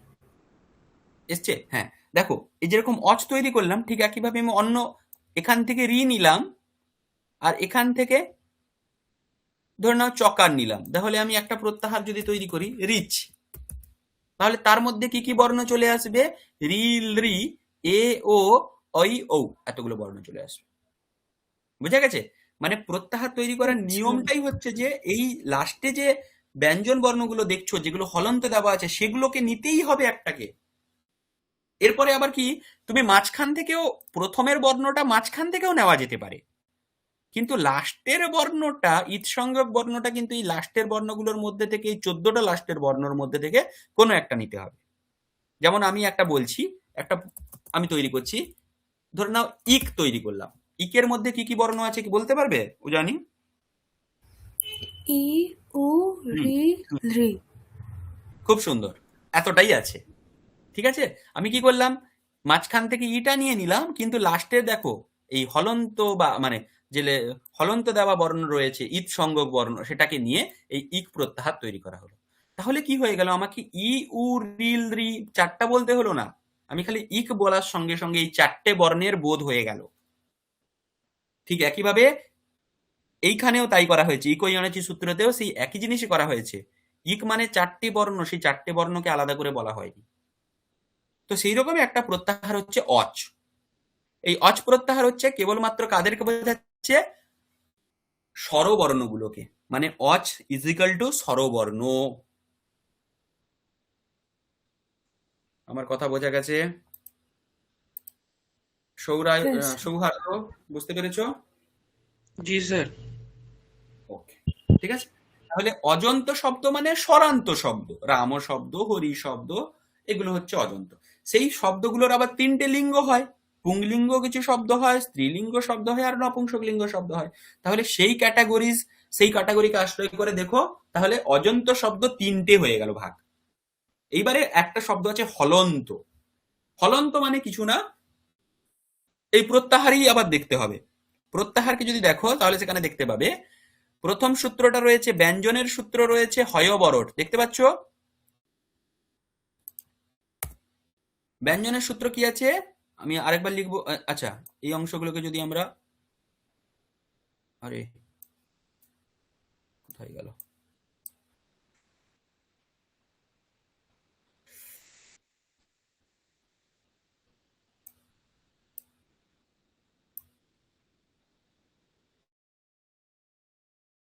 আচ্ছা, আচ্ছা, এইবারে এই অংশটা হয়ে গেল। এবারে নিচের অংশটা দেখো, হয়বরট থেকে স্বর আর একটা লাস্টে ছিল হল, ঠিক আছে। এইবারে যদি এখানে প্রত্যাহার তৈরি করতে হয়, এটা একটা হল হচ্ছে আলাদা সূত্র। এখানে টোটাল 10টা সূত্র বেঁচে আছে। এই 10টা সূত্রের মধ্যে দেখো, ঈৎসংজ্ঞক বর্ণগুলোকে যদি বাদ দিয়ে দিই, তাহলে যেগুলো পড়ে থাকলো সেগুলো কিন্তু সবগুলো ব্যঞ্জন বর্ণ। ওকে, এবারে ব্যঞ্জন বর্ণ মানে কি হয়ে গেল, হ থেকে শুরু করে যদি আমি একটা প্রত্যাহার তৈরি করি, এখান থেকে হ নিলাম, আর লাস্টের এই হল সূত্র থেকে ল নিলাম। ক্লিয়ার? এখান থেকে হ নিলাম, আর এই লাস্টের হল সূত্র থেকে ল নিলাম, তাহলে যেটা তৈরি হলো ওটাকে কি বলা হলো, হল। এই হল বর্ণে, এই হল প্রত্যাহারে কটা বর্ণ আছে, কি কি বর্ণ আছে, কে বলবে? সব য়, ব্যঞ্জন বর্ণ যা লেখা আছে। কি কি বললে? জ, ব, র, হুম, ল, হুম, ইয় ম হুম ম হুম মূর্ধন্য হুম দন্তন্য ঝ হুম ভ হুম ঘ ধ ঠ ধ হুম হুম জ বর্গীয় জ ব হুম বর্গীয় ব হুম গ ড দ হুম খ ফ ছ ঠ হুম থ চ ট ত ক Correct. প তালবস্য মূর্ধন্যস্য দন্তেস্য হুম আর হ হ প্রথমের কিন্তু হয়বরটের হটাও আছে। তো এইরকম হ্যাঁ করে হ থেকে শুরু করে এই যে সবগুলো ব্যঞ্জন বর্ণই এর মধ্যে চলে এলো। তো এই যে হল বলে যে প্রত্যাহারটা থাকলো, এই প্রত্যাহারটার তাহলে আমরা আরেকটা নাম বলতে পারি, যেমন এদেরকে কি বলতে পারি? ব্যঞ্জন ও বর্ণা। হুম, ক্লিয়ার হয়েছে ব্যাপারটা? আচ্ছা এই অচকে কি বললাম বলুন? ওই যে গ্রিনটা দিয়েছেন ব হলন্ত আছে বতে, তারপরে অন্তস্থ হয়তো গ্রিন হবে আর রটাতেও তো গ্রিন হ্যাঁ হ্যাঁ হবে। হবে, আমি ওটা ওটা এর জন্য আচ্ছা দেইনি, আচ্ছা, কিন্তু ঠিক এটা হবে, ঠিক মানে আছে। বুঝতে পেরেছেন হ্যাঁ আপনারা, আমি আসলে ওই বাদ দিয়ে কারণে। পড়লাম বলে তাই জন্য। ওকে, না আপনি পড়ে ওটা বাদ দিয়েই পড়েছেন, অসুবিধা নেই। হ্যাঁ ওকে, তাহলে হুম এইগুলো হচ্ছে গিয়ে ঈৎসংজ্ঞক বর্ণ। এখানে যেটা এতক্ষণ পর্যন্ত যে চর্চা হয়েছে তার হুম সার অংশ হচ্ছে এই যে গ্রিন কালারের দাগ দেওয়া হয়েছে, ওগুলোর নাম হচ্ছে ঈৎ, হস্যই ত, ঈৎ সংজ্ঞায়ের। ওকে, প্রত্যাহার হচ্ছে একটা জিনিস যেটাকে কি করা হয়, সংক্ষেপ করা হয়। প্রত্যাহার শব্দের অর্থই হচ্ছে সংক্ষেপ করণম বা সংক্ষেপ করা। সংক্ষেপ কিভাবে হলো? চারটে সূত্রের মধ্যে কতগুলো ব্যঞ্জন মানে কতগুলো বর্ণ রয়েছে, কিন্তু আমি জাস্ট অচ বলে দিলে এতগুলো বর্ণ বারবার উচ্চারণ করতে হলো না আমাকে, খালি দুটো বর্ণ উচ্চারণ করে আমি পুরোটাকে বোঝাতে পারলাম। ঠিক একইভাবে ব্যঞ্জন বর্ণের ক্ষেত্রেও আমি 10টা সূত্র উচ্চারণ না করে কেবলমাত্র হল বলে সবগুলো ব্যঞ্জনকে বুঝিয়ে দিলাম। এইটা হচ্ছে প্রত্যাহারের পদ্ধতি, প্রত্যাহারের সুবিধা, যেটা পাণিনি আশ্রয় করে অষ্টাধ্যায়ী রচনা করেছে। ক্লিয়ার হয়েছে? ঠিক আছে, এটা একটা হচ্ছে রীতি, যে রীতিতে এবারে আমরা যদি বইটাকে পড়ি এর পরে ভালো করে জিনিসটা বুঝতে পারবো। আপনারা এবারে ওই প্যারাগ্রাফটা দেখুন যেটা আমরা পড়ছিলাম। আচ্ছা, কোথায় গেল, চলে এসছে। ওকে, এবারে দেখুন তাহলে, হলন্ত শব্দ মানে যার অন্তে হল রয়েছে, যেমন আপনারা পড়েছেন, যেটাকে ব্যঞ্জনান্ত শব্দ বলা হচ্ছে, সেটাই আরেকটা নাম হচ্ছে হলন্ত শব্দ। যেমন রাজন, গুণিন, এগুলোতে কি আছে শেষে? আপনারা পড়েছেন তো এটা, রাজন শব্দ দেখুন লাস্টে নকার আছে, মানে হল বর্ণ রয়েছে, মানে ব্যঞ্জন বর্ণ রয়েছে। ঠিক একইভাবে গুণিন, লাস্টে নকার রয়েছে, এটা হলো কি ব্যঞ্জনান্ত বা হলন্ত শব্দ। ঠিক একইভাবে জগৎ, মরুত। ক্লিয়ার হয়েছে? তাহলে এই শব্দগুলোকে হলন্ত বলা হয়। তাদেরও আবার 3টে লিঙ্গ রয়েছে, ওই জন্য হলন্ত পুংলিঙ্গ, হলন্ত স্ত্রীলিঙ্গ, হলন্ত নপুংসকলিঙ্গ। অজন্ত পুংলিঙ্গ, অজন্ত স্ত্রীলিঙ্গ, অজন্ত নপুংসকলিঙ্গ, টোটাল 6 ধরনের শব্দ হয়ে থাকে। আর এই 6 ধরনের শব্দকেই আমরা এখানে দেখব। ক্লিয়ার হয়েছে? আগে যাওয়া যাবে? কারো কোনো ডাউট থাকলে এখনই ক্লিয়ার করে নিন। ডাউট নেই?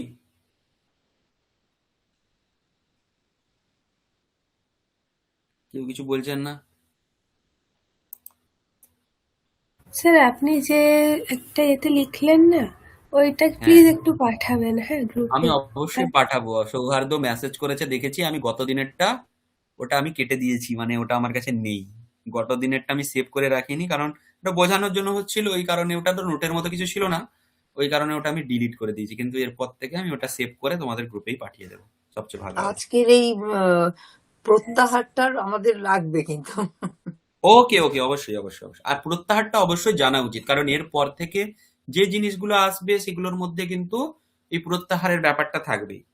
ঠিক আছে, কারণ প্রত্যাহার এই এই সামান্য জিনিসটা অবশ্যই জানা উচিত। এটা পাণিনীয় ব্যাকরণ না, যেহেতু আমরা ওই ব্যাকরণটা পড়ছি, এটার বেসটাই এটা।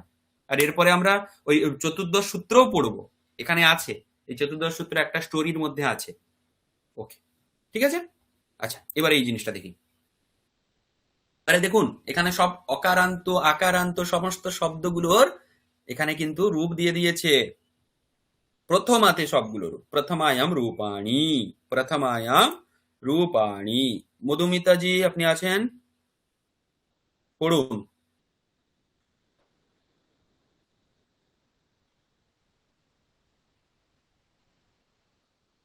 মধুমিতাজি আছেন আপনি? হ্যাঁ স্যার। হ্যাঁ, হ্যাঁ, এটা পড়ুন, এই এই পৃষ্ঠাটা আপনি পড়ুন। প্রাতিপদিকটা পড়বেন। এই যে আকারান্তঃ প্রাতিপদিকম দিয়ে বালকঃ, এরকম ভাবে বলবেন। আমি একটা পড়ে দিচ্ছি। अकारान्तः बालक शब्दः দিয়ে একবচনে বালকः বালকौ বালকাः, এরকম ভাবে পড়ুন। হ্যাঁ, আকারান্তः গোপা শব্দः, গোপাः গোপৌ গোপাः। প্রথম থেকে পড়ুন। অকারান্তঃ বালকা শব্দঃ, বালক বালকো বালকাः। হ্যাঁ। আকারান্তঃ গোপা শব্দঃ, হুম। গোপাः গোপৌ গোপাः। হুম। ইকারান্তঃ হরি শব্দঃ, হরি হরিহি, হরি হরিহি। হরিহি হরি হরয়ঃ। হুম।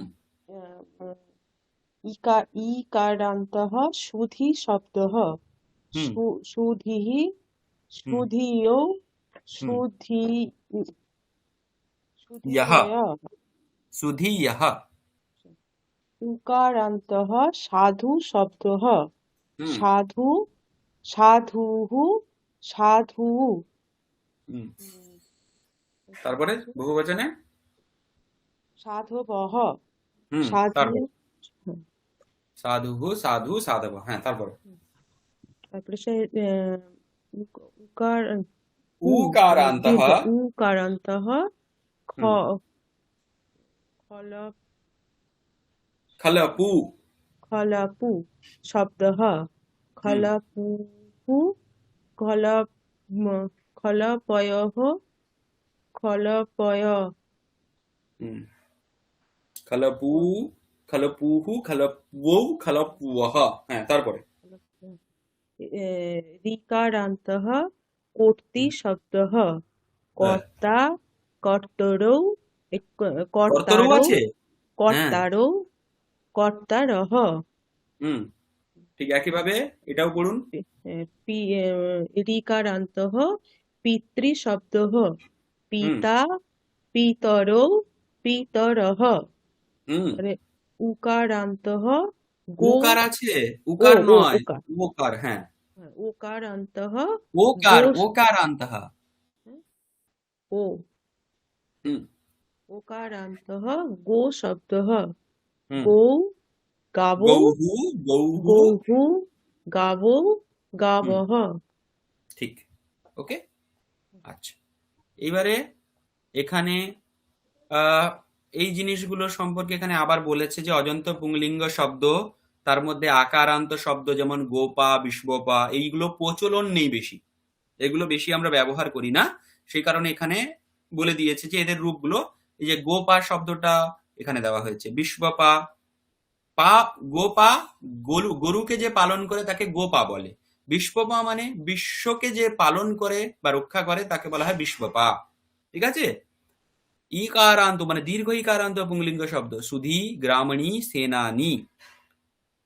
উকারান্ত পুংলিঙ্গ শব্দ, অতিচমু খলপু। চমু শব্দের অর্থ হচ্ছে সেনা, অতিচমু মানে অনেক বড় সেনা। ঠিক আছে। খলপু, খলপু মানে হচ্ছে, খলপু শব্দের অর্থ হচ্ছে যে ঝাড়ুদার। ঠিক আছে। নেক্সট, রিকারান্ত শব্দ হচ্ছে ক্রি, মানে বিকরণ করা। একারান্ত শব্দ হচ্ছে সে। এরকম করে এখানে অনেকগুলো শব্দ দেওয়া হয়েছে। ওকে। আচ্ছা,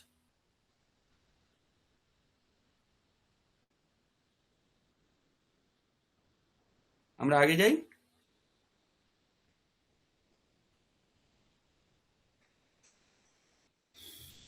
আচ্ছা, এবারে হচ্ছে কি আপনাদের এবারে নিজেদের বলার পালা। আচ্ছা, সবাই একসঙ্গে বলুন। কবিহি এখানে প্রাতিপদিক দেওয়া আছে। হরিহি প্রাতিপদিক কি হবে? हरि মুনিহি मुनि মুনি ইয়তিহি यति জ্যোতি গিরিহি गिरि আসিহি। অসি अस्ति কোন শব্দের অর্থ না জানলে জিজ্ঞেস করবেন। আসিহি স্যার মানে হ্যাঁ, तरोवाल আসিহি মানে তরোয়াল। ঠিক, নেক্সট। তারপরে গুরুহু গুরু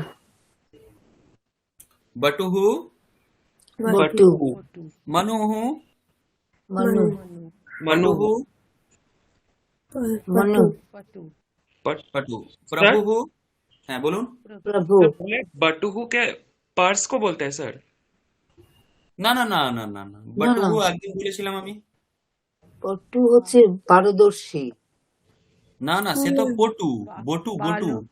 ও বটু হ্যাঁ বালক বালক, হ্যাঁ বটুহু মানে ওটা হচ্ছে ছোট্ট ব্রহ্মচারী। ব্রাহ্মণ ব্রহ্মচারী, ছোট্ট বালককে। ब्रह्मचारी बालक ब्रह्मचारी छोट्ट बालक। गुरुगृह में रह के जो लड़का पढ़ाई कर रहा है उसको बटू कहा जाता है, ब्राह्मण बटू। Okay sir okay. इशु इशु ইশু इशु माने কি? জানি না স্যার না ইশু মানে হচ্ছে বান, তীর। ও হুম, এবার ধাতা ধাত্রী ধাত্রী নেতা নেত্রী নেত্রী বক্তা বক্ত্রী योद्धा যদ্ধ্রী द्रष्टा দস্ত্রী दृष्टि ज्ञाता। জ্ঞাত্রী ज्ञात्री ওকে, ঠিক আছে, নেক্সট। এবার এগুলোতে আপনারা এগুলো যে আপনাদের কাছে পিডিএফটা আছে ওটা আপনারা প্রিন্ট করে, ঠিক আছে, এইগুলো কাজগুলো করবেন। ঠিক আছে, এই যে অংশগুলো দেখতে পাচ্ছেন ব্ল্যাঙ্ক, আর দিয়ে আমাকে হোয়াটসঅ্যাপে পাঠাবেন। কাজ হয়ে গেলে আমার ক্লাসের আগে এগুলো আমি চেক করে আপনাদেরকে জানিয়ে দেবো যে ঠিক আছে কিনা। তো সেই জন্য আপনারা এটা প্রত্যেক দিন যে কাজগুলো দেওয়া হবে সেগুলো করবেন, আর করার পরে আমাকে কিন্তু ওটা পাঠিয়ে দেবেন। ঠিক আছে, এটা কিন্তু মাস্ট। এটা কি দিয়েছেন আপনি? আমি তো খেয়াল এই তো করিনি। গ্রুপে পাঠিয়েছি, আজকেই পাঠিয়েছি, ও আচ্ছা আজকেই আচ্ছা পাঠিয়েছি।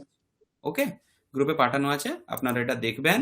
আর দেখার পরে কি করবেন, যেটা হচ্ছে যে এই যেগুলো আছে যেখানে যেটা যেটা চেয়েছে আপনারা এটা পড়বেন। ইংরেজিতেও লেখা আছে, সংস্কৃতেও লেখা আছে, যেটা আপনারা বুঝতে পারবেন যে এটার এখানে এইটা করতে চাইছে সেই অনুসারে করবেন। যেমন এখানে পদ দেওয়া আছে, প্রাতিপদিক কি হবে এটার? জামাতা, আচ্ছা তার প্রাতিপদিক কি হবে? জামাত্রী খুব সুন্দর। দাতা, দাত্রী रात्रि বোঝা গেছে? এই জিনিসগুলো করে কতটা পর্যন্ত তাহলে কাজ থাকলে আমি বলে দিই একবার, লিখে নেন পেজ আপনারা নাম্বার দরকার পড়লে। Page number 9, page number 10, page 9 number 10 11 পর্যন্ত থাকলো। আরো আছে না, এটাও আছে। এবারে 1 বচন 2 বচন 11 12, এখানে 1 বচন 2 বচন বহু বচন করতে বলেছে। ঋষিহি ঋষি দিশায়াহা, ইয়তিহি ইয়তি। এবারে যেখানে যেরকম থাকবে, বসতি আছে, ক্রিয়াপদের সঙ্গে অন্বয় করতে হবে। দেখুন, ইয়তিহি বসতি, বসতঃ 2 বচন, তাহলে কি হবে? জ্যোতি দীর্ঘিকার হবে। দীর্ঘ ইয়তি, জ্যোতি না, বলুন ইয়তি বলুন। ইয়তি ইয়তি ইয়তি, হ্যাঁ, ইয়তি ইয়তি। বসতঃ আপনি কি করছেন, আপনি বেশি জোরে বলছেন, সেটা না, ও টিটা দীর্ঘ ইয়তি হবে। ইয়তি, ইয়তি বসতঃ হ্যাঁ হ্যাঁ। তারপরে ইয়াতাহ ইয়াতাহ বসন্তি না, ইয়াতাহ কি করে হলো? ইয়াতায়াহা। যতয়াহ বোঝা গেছে?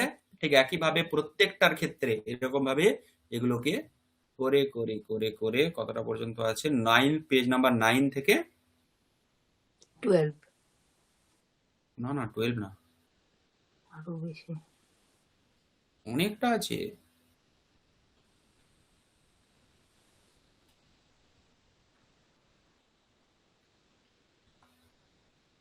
পেজ পেজ নাম্বার 9 থেকে 17 পর্যন্ত।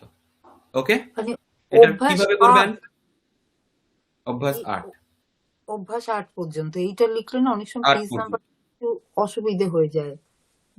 ওকে, আপনারা সেটা লিখে রাখুন। আমি একবার পেজ নাম্বার হুম বলে দিচ্ছি, পেজ নাম্বারটা গ্রুপেও হুম দিয়ে হুম দিচ্ছি। আপনারা অভ্যাস কেউ একজন লিখে নিন। 9 থেকে 17 পর্যন্ত, ঠিক আছে? এটা কিভাবে 17 করব কাজটা? কাজটা করব, এইটাকে এতগুলো পেজকে প্রিন্ট আউট নিয়ে নেব। ওকে, আচ্ছা আপনারা হুম যে কোনো ভাবে এটাকে প্রিন্ট আউট করবেন। প্রিন্ট আউট করার পরে তার উপর কাজ করবেন। লিখে পেন্সিলে যদি করেন ভালো, তাহলে আপনারা আবার মুছে পরে প্র্যাকটিস করতে পারবেন। আর যদি মানে পেন্সিলে করাটাই আমি প্রেফার করি। পেন্সিলে করে আপনারা ওটাকে আমাকে ফটো তুলবেন, ফটো তুলে পিডিএফ বানিয়ে হয় গ্রুপে পাঠিয়ে দিন, না হলে আমাকে পার্সোনালি আমার হোয়াটসঅ্যাপ নাম্বারে পাঠিয়ে দিন। পার্সোনালি পাঠিয়ে দেবেন বা আরো ভালো হবে, ঠিক আছে? স্যার এটা কি দ্বিতীয় ভাগের বইটা স্যার? দ্বিতীয় ভাগের বইটা, যার কাছে বই আছে উনি বইয়ে করবেন, বইয়ে করে স্যার আমার আমাকে। হ্যাঁ, এটা দ্বিতীয় ভাগের পুরো যে বইটা স্যার, ওটা কি পিডিএফটা কি পাঠিয়ে দেওয়া করা পাঠানো যাবে স্যার? তাহলে আমি পাঠিয়ে প্রিন্ট দিয়েছি আউট। তো। আপনারা গ্রুপে দেখুন, পাঠিয়ে দিয়েছি অলরেডি। আচ্ছা হুম ঠিক আছে, আগে পুরো পুরো বইটা স্যার? হুম হ্যাঁ, পুরো বইটাই পাঠিয়েছি। আচ্ছা আচ্ছা ঠিক আছে স্যার, আমি দেখে নিচ্ছি। পুরো বইটার, এ বইটা মূলত দুটো খণ্ডে বিভক্ত, তার মধ্যে যে প্রথম খণ্ডটা আমরা পড়ছি সেটা আমি পাঠিয়ে আচ্ছা দিয়েছি। ঠিক ঠিক ওকে, আছে স্যার, ঠিক আছে, ওকে, থ্যাংক ইউ। ঠিক আছে। আচ্ছা, এটা হলো একটা বিষয়। এরপরে আমরা একটা টেক্সট আছে সেটা পড়বো, ঠিক আছে? আচ্ছা, মধুমিতাজি শুরু করুন।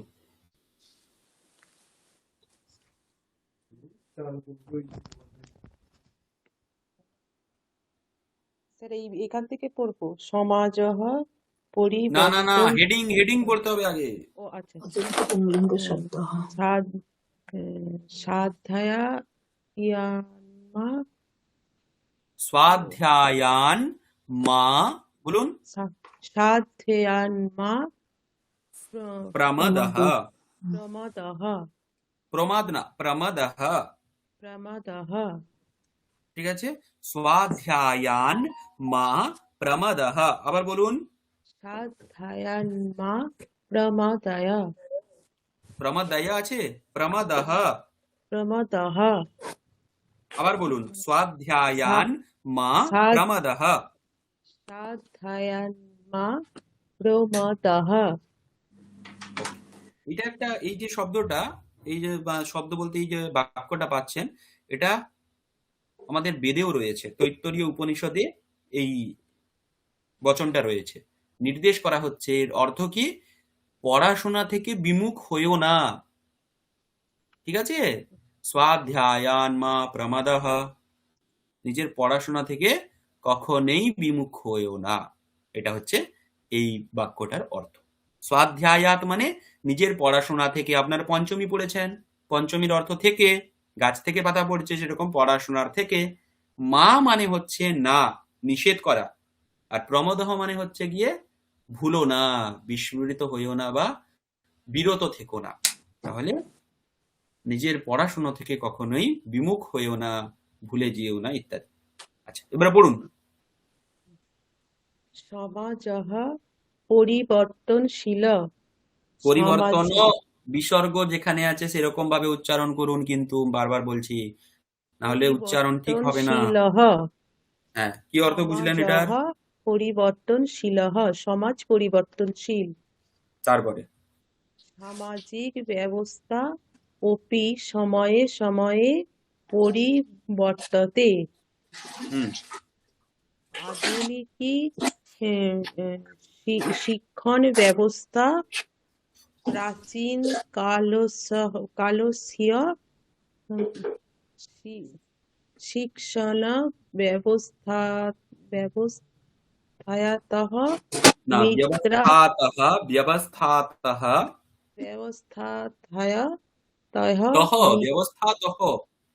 ব্যবস্থাতঃ হুম, মিত্রা অস্তি। মিত্রা লেখা আছে, ভিন্না লেখা আছে, ভিন্না অস্তি। একটু বুঝতে অসুবিধা, ভিন্ন অস্তি। হুম, ইদানিং প্রারম্ভিক মাধ্যমিক শুনুন শুনুন শিক্ষার্থ। শুনুন মধুমিতাজি, প্রারম্ভিক কখন বলবো বলুন তো? এটাকে প্রারম্ভিক লেখা আছে তখনই বলবো যখন এরকম লেখা থাকবে, প্রারম্ভিক বলে হলন্ত দেওয়া থাকবে। দেওয়া আছে হলন্ত? না না নেই। তাহলে কেমন পড়তে হবে?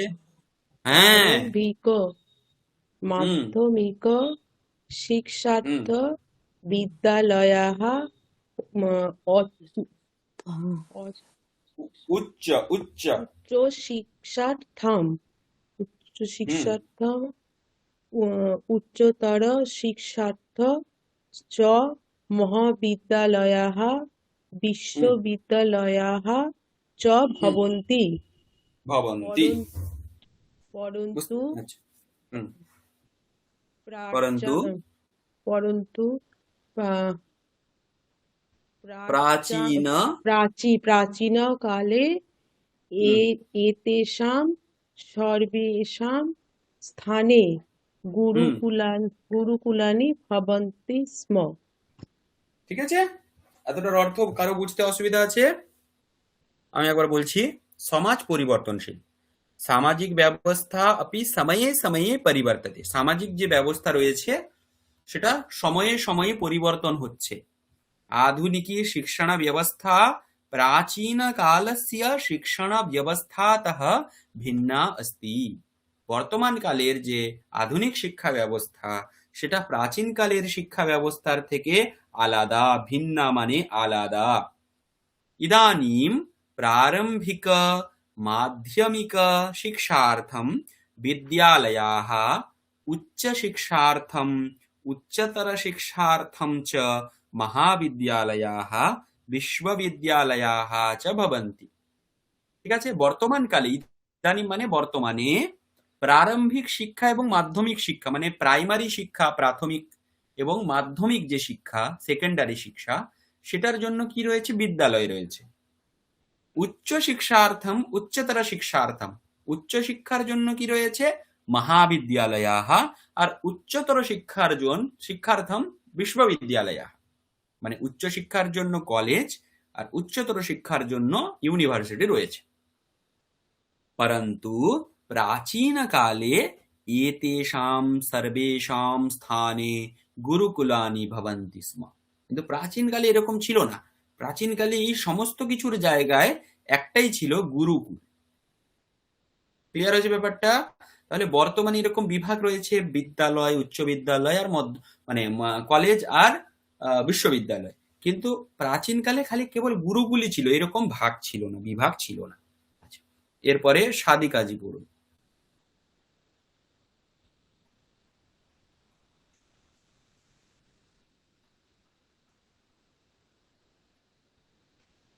হ্যালো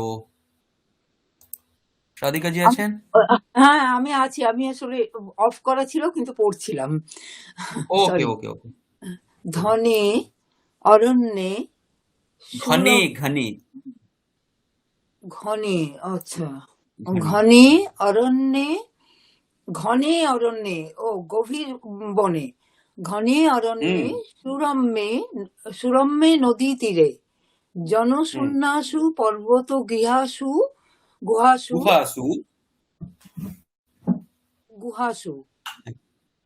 পর্বত গুহাসু চ ঋষয়ः নিবসন্তি স্ম তেষাং নিবাসস্থানম আশ্রমः ইতি নাম্না প্রসিদ্ধম আসিত তেষু আশ্রমেষু গুরুকুলানি অপি প্রচলন্তি স্ম তত্র মন্ত্রদ্রষ্টারः ঋষয়ः আচার্যাः চ ভবন্তি স্ম তেষু কশ্চন ঋষিः কশ্চন মহর্ষিः কশ্চন চ ব্রহ্মর্ষিः ভবতি স্ম তেন কেবলম আচার্যাः অপি তু সমাজস্য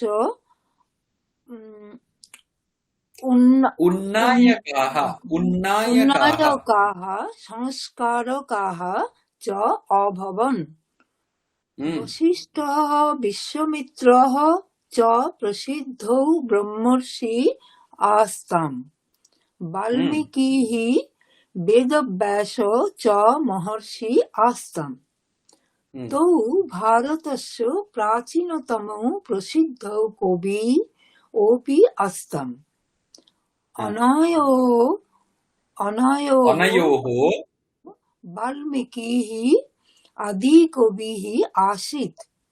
সঃ হুম আদিকাব্যং রামায়ণং রচিতবান। আচ্ছা, ঠিক আছে। দেখুন, অর্থ অনেকটাই বুঝতে পেরেছেন আপনারা। হুম। ঘনে অরণ্যে, গভীর অরণ্যে, সুরম্যে নদী তীরে। সুরম্যে মানে সুন্দর, রম্য মানে সুন্দর। তো সুন্দর নদী তীরে মানে যেখানের আবহাওয়া খুব ভালো।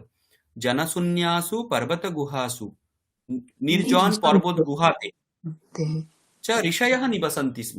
ঋষিরা, এখানে ঋষয়ঃ, এখানে মূলত যেগুলোতে বোল্ড করা আছে সেগুলোকে খুব গভীরভাবে দেখবেন। যে অংশগুলো আপনারা পড়েছেন এতক্ষণ সেগুলোরই এখানে প্রয়োগ দেখা আছে। বা এই যে প্যারাগ্রাফ, এই যে গল্প, এটার আর কোনো উদ্দেশ্য নেই। এটার উদ্দেশ্য একমাত্র আপনারা যে শব্দগুলো এতক্ষণ পড়ে এসছেন প্রথমা বিভক্তির ব্যবহার দেখানো। ক্লিয়ার? ওকে। তো তারা সেখানে, ঋষিরা সেখানে বাস করতেন, ঋষিগণ বাস করতেন। তেষাম নিবাসস্থানম আশ্রমঃ ইতি নামনা প্রসিদ্ধম আসিত। ঋষিরা যেখানে বাস করতেন সেই জায়গাটাকে তারা আশ্রম বলে বলতেন, মানে ঋষিদের নিবাসস্থানটা আশ্রম নামে পরিচিত ছিল। তেষু আশ্রমেষু গুরুকুলানি আপি প্রচলন্তি স্ম।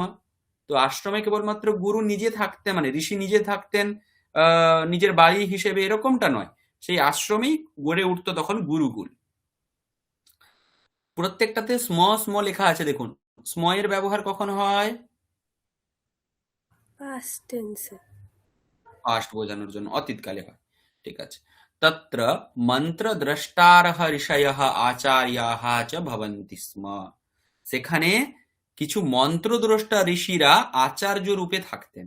আচ্ছা, এখানে প্রথম কথা, মন্ত্রদ্রষ্টারঃ প্রাতিপদিক কি?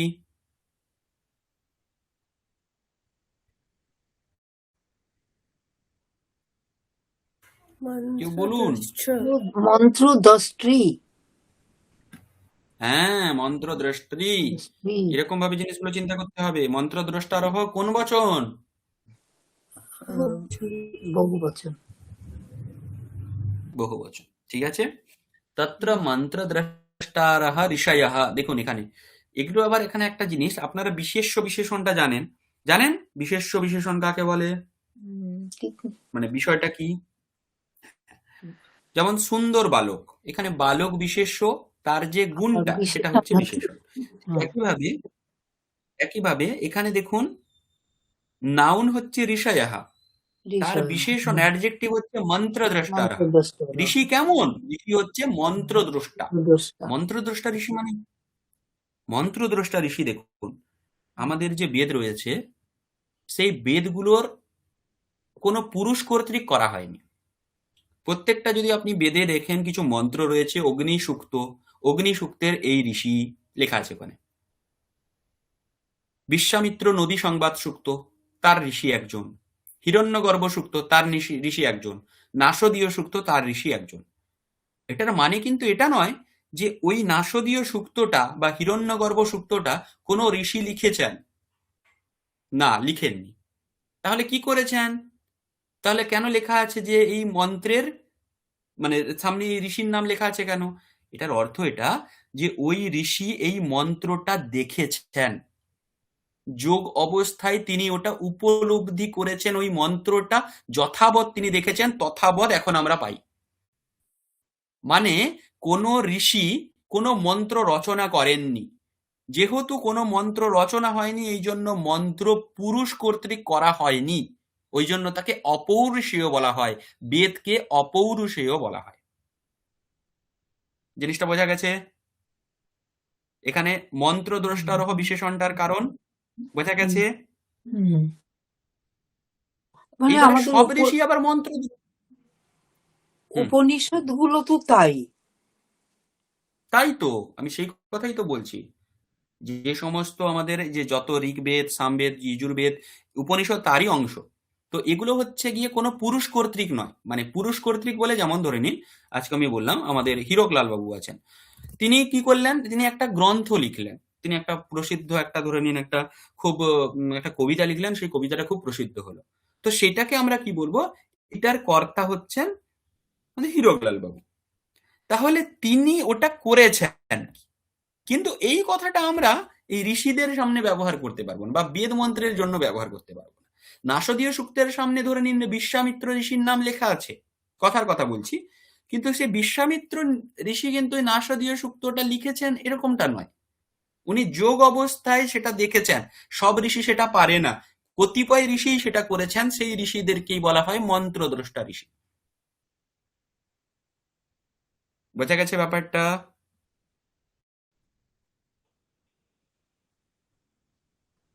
হ্যালো? হ্যাঁ স্যার, বুঝে গেছি। আচ্ছা, নেক্সট আমরা যাচ্ছি আগে। তারপরে কি বলা হচ্ছে এরপরে দেখুন, তেষু কশ্চন ঋষিঃ কশ্চন মহর্ষিঃ কশ্চন চ ব্রহ্মর্ষিঃ ভবতি স্ম।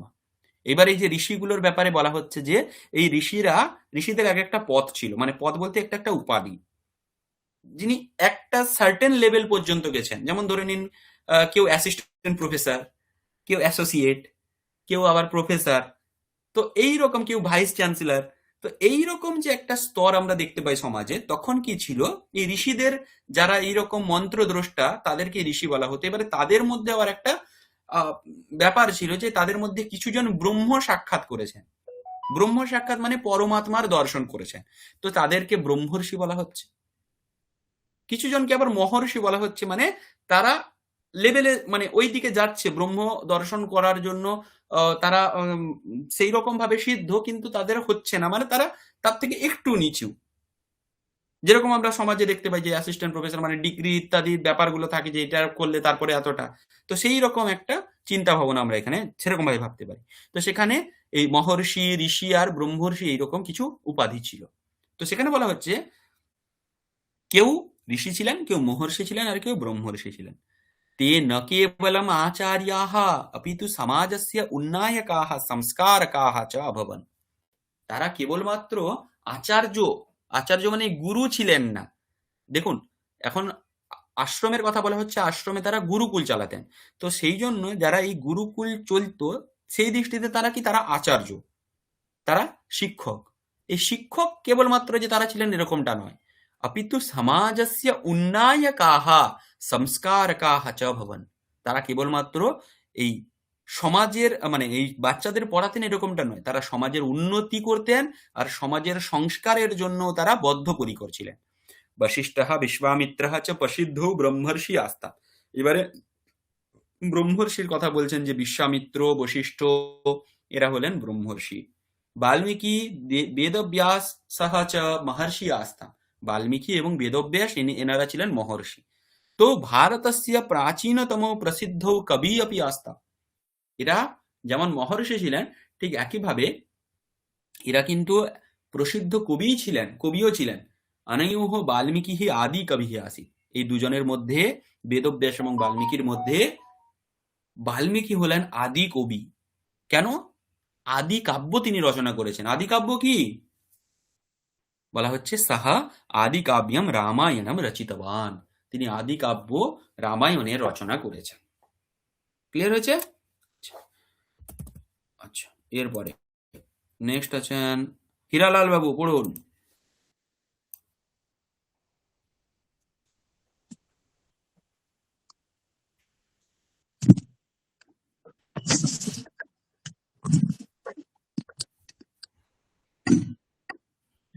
बस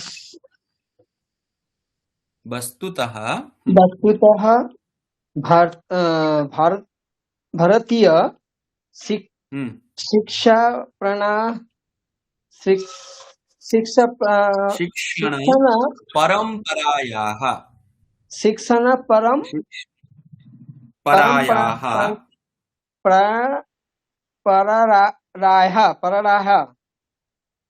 परंपरायाः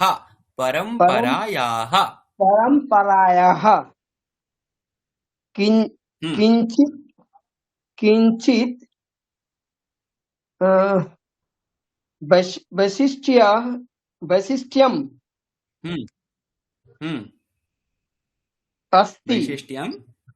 अस्ति शिशुः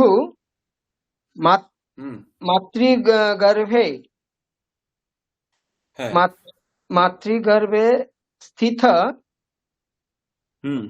संवर्धन काल कालत हम्म संवर्धन कालतः कालतः एव हम्म शिक्षा प्राप्तेनि प्राप्नोति शिक्षां प्राप्नोति शिक्षां प्राप्नोति हम्म अति अतः अतः अतः माता हम्म तस्य हम्म प्रथम गुरु भवति प्रथमः गुरुः भवति हाँ गुरु भवति जन्म जन्मन जन्म जन्मानन्तरं जन्मानन्तरं हम्म जन्मानन्तरं पिता हम्म पिता अन्ये अन्य अन्य च ज्येष्ठा अन्ये ज्येष्ठाः अन्ये च ज्येष्ठाः ज्येष्ठाः ज्येष्ठाः जना तस्य हम्म गुरवः जना तस्य गुरुवः भवन्ति गुरवः गुरवः भवन्ति एवं हम्म शिशुः बाल्यकाले हम्म गृह एव प्राथमिक शिक्षा प्राथमिकीं प्राथमिकीं प्राथमिकीं शिक्षाः शिक्षां प्रणोति प्रणोति प्राप्नोति प्राप्नोति प्राप्नोति अथ यथा समयं अरे बोलूं सर यथा समयं यथा समयं तस्य हम्म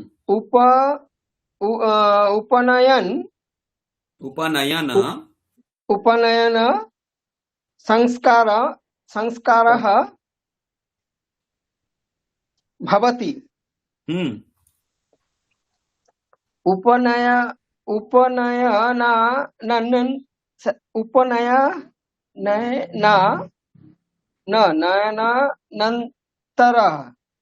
नन्तरं नन्तरं हम्म वधुः बटुः गुरुकुले प्रवेशम् अर्हति हम्म ते य बटव ते च बटव हम्म ऋषीणां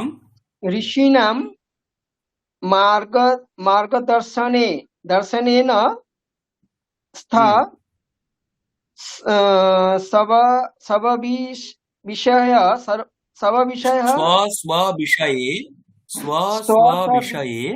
स्वविषये निष्णाताः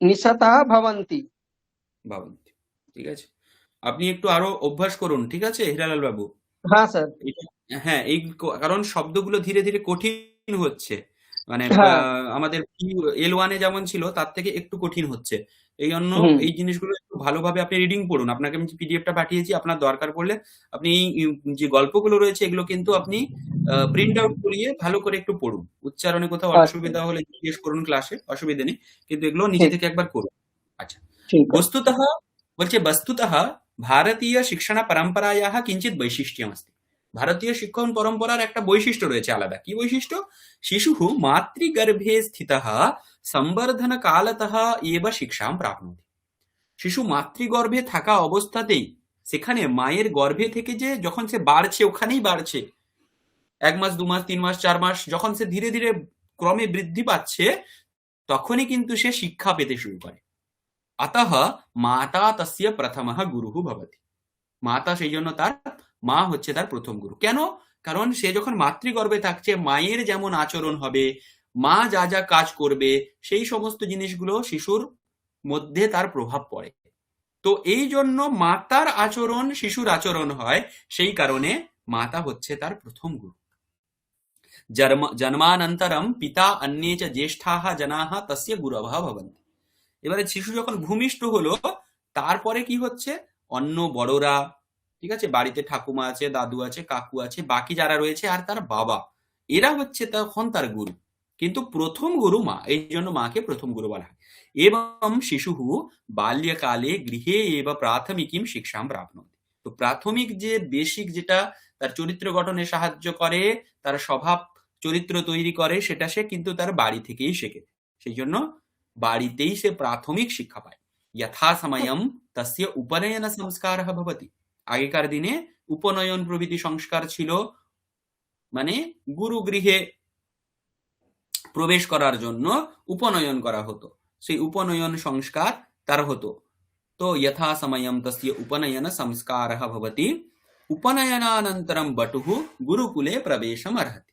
মানে একটা সার্টেন বয়সে তার উপনয়ন করা হতো, তার জন্য ধর্মশাস্ত্রে কিছু নিয়ম আছে, কোন বর্ণের মানুষের কখন উপনয়ন হবে তার জন্য একটা ধর্মশাস্ত্রের বিধান আছে। সেই অনুসারে তাদের উপনয়ন করে, উপনয়ন মানে জানেন, ওই যে যেমন এখন বর্তমানে ব্রাহ্মণদের হয় ওটা, ওই পৈতে বিয়ে যেটাকে বলা হয়, ঠিক আছে, তো সেইটাকে বলা হয় উপনয়ন সংস্কার। তো সেটা হয়ে যাবার পরেই তাকে গুরুকুলে পাঠানো হয়। তার আগে পর্যন্ত যত শিক্ষা সে বাড়ি থেকে পাবে।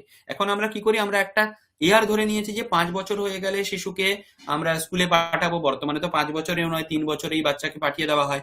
তাহলে তখন কিন্তু এরকমটা ছিল না। তখন উপনয়ন সংস্কারের জন্য একটা কাল, মানে একটা সময় ধর্মশাস্ত্রে নির্দিষ্ট ছিল, সেই ধর্মশাস্ত্র মেনে তার উপনয়ন করে তারপরে কি করা হতো, তাকে গুরু গৃহে পাঠানো হতো।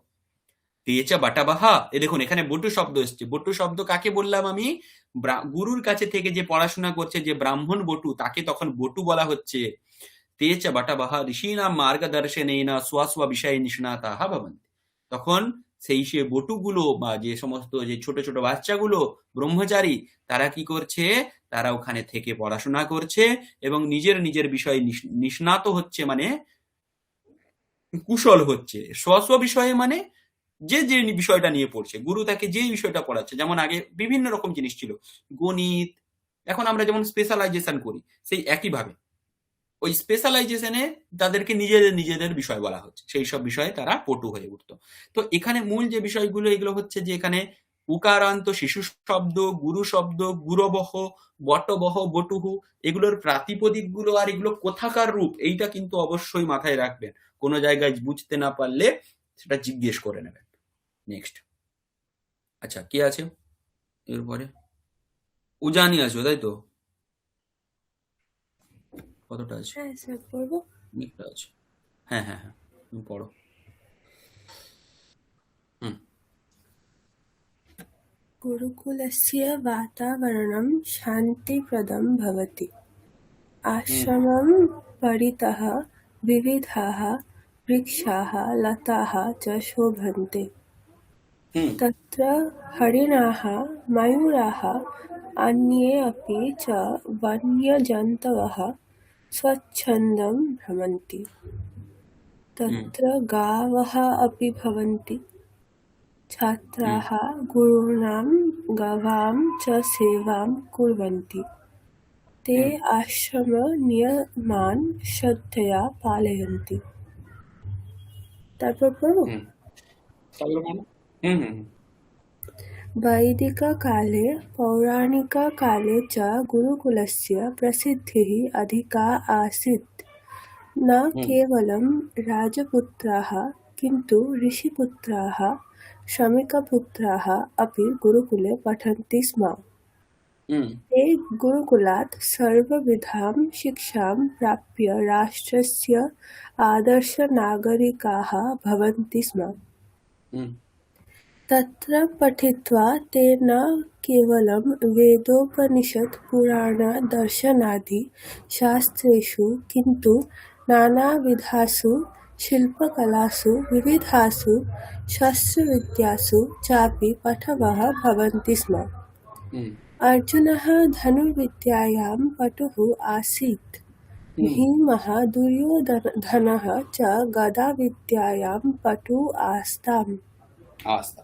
ঠিক আছে, দেখো, গুরুকুলস্য বাতাবরণম শান্তিপ্রদম ভবতি। গুরুকুলের যে চারধারের পরিবেশ, আপনারা যদি উম, অভিজ্ঞান শাকুন্তলম পড়েছেন, তাহলে সেখানটাতে যদি কখনো বাংলা অনুবাদও পড়ে থাকেন, তাহলে ওখানে এই জিনিসটা রয়েছে যে ওখানে ভালোভাবে আশ্রমের বর্ণনা করা হয়েছে যে আশ্রম কেমন হয়।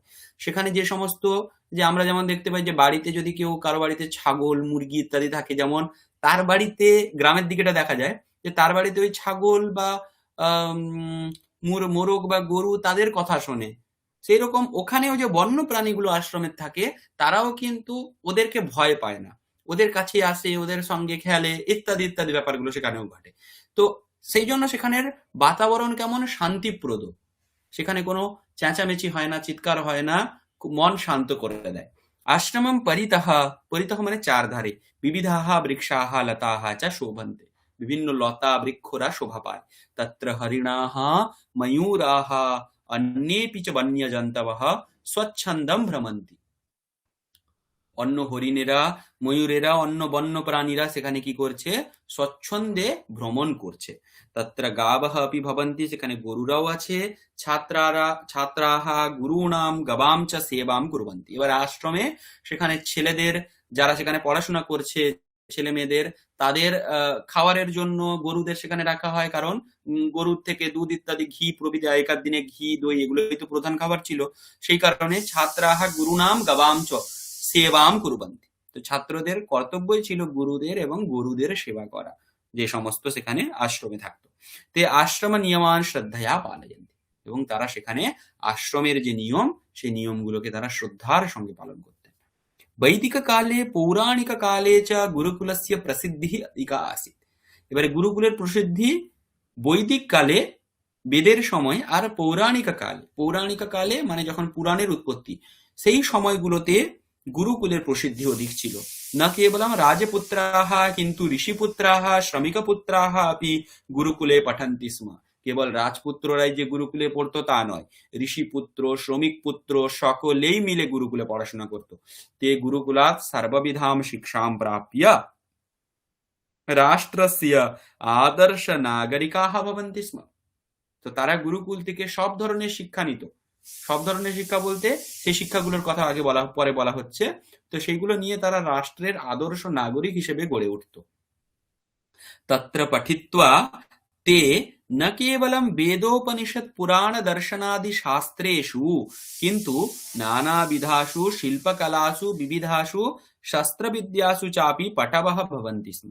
তারা কেবল সেখানে পড়ে যে বেদ উপনিষদ পুরাণ শাস্ত্র দর্শন এগুলোই পড়ছে তা নয়, কিন্তু তারা, এখন আমরা যেমন ইঞ্জিনিয়ারিং ইত্যাদি পড়ি, সেরকম শিল্পকলা, বিবিধাসু শস্ত্রবিদ্যা, কারণ সেখানে কেবলমাত্র ব্রাহ্মণের ছেলেরা পড়তে যেত না, সেখানে ক্ষত্রিয় বৈশ্য সবাই পড়তে যেত।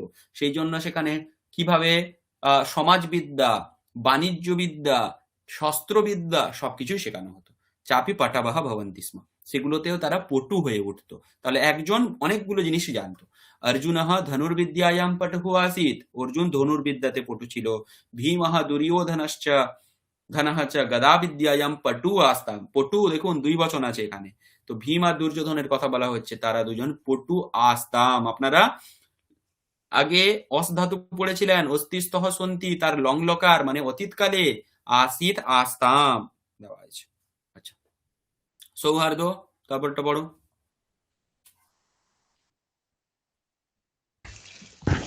कौरव पाण्डवानां गुरुः द्रोणाचार्यः एकलव्यस्य अपि गुरुः आसीत्, परन्तु एकलव्यः गुरुकुले न पठितवान्। द्रोणाचार्यस्य प्रतिकृतिः एव तस्य गुरुः आसीत्। गुरुकुले पठित्वा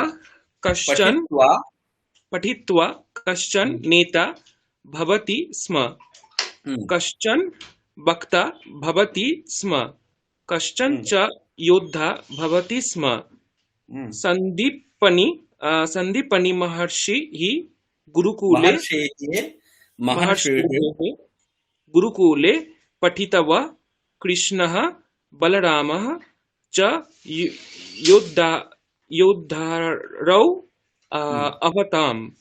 अभवताम् तौ वक्तारौ नेतारौ अपि अभवताम् असीमान् गुरुकुले तस्मिन् गुरुकुले दरिद्रः सुदामा अपि अपठत् कृष्णः सुदामा च बन्धु अस्ताम् तयोः मैत्री इतिहास प्रसिद्धः आसीत्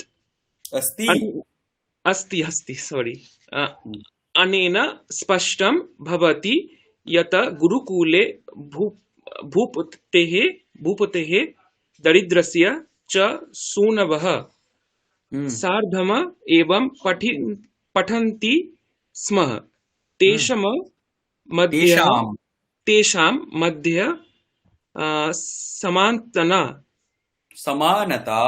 समानता आसीत् उच्च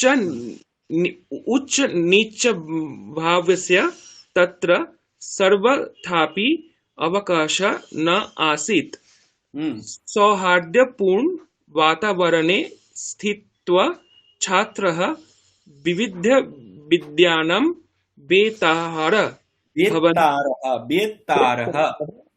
भवन्ति स्म प्राचीन कालिकी शिक्षा केवलं गुरुकुलं यावत् सीमिता न भवति स्म गुरुकुलात् प्रतिनिवृत्य गृहस्थश्रमं प्राप्य अपि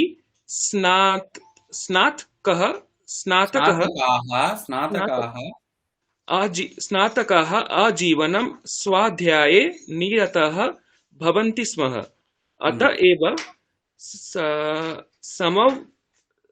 समावर्तन समारोहे गुरु उपदिशति स्म सत्यं वद धर्मं चर स्वाध्यायनमा प्रमदः इति स्वाध्यायान मा प्रमदः ইতি। ওকে, ঠিক আছে। এখানে কি বলা হলো যে কৌরব আর পাণ্ডবদের গুরু ছিলেন দ্রোণাচার্য। কৌরব পাণ্ডবানাম গুরুঃ দ্রোণাচার্যঃ একলব্যস্যাপি গুরুঃ আसीत्। তিনি একলব্যেরও গুরু ছিলেন। परंतु एकलव्यः गुरुकुले न पठितवान। एकलव्य किन्तु गुरुकुले पढ़ेनনি। তিনি কি করেছেন? দ্রোণাচার্যस्य प्रतिकृतिः एव तस्य गुरुः आसीत्। দ্রোণাচার্যের প্রতিকৃতি চিত্রকে সামনে রেখেই তিনি তাকে গুরু হিসেবে বরণ করেই তিনি শিখেছেন। গুরুকুলে পঠিত্বা কশ্চন নেতা ভবতি স্ম।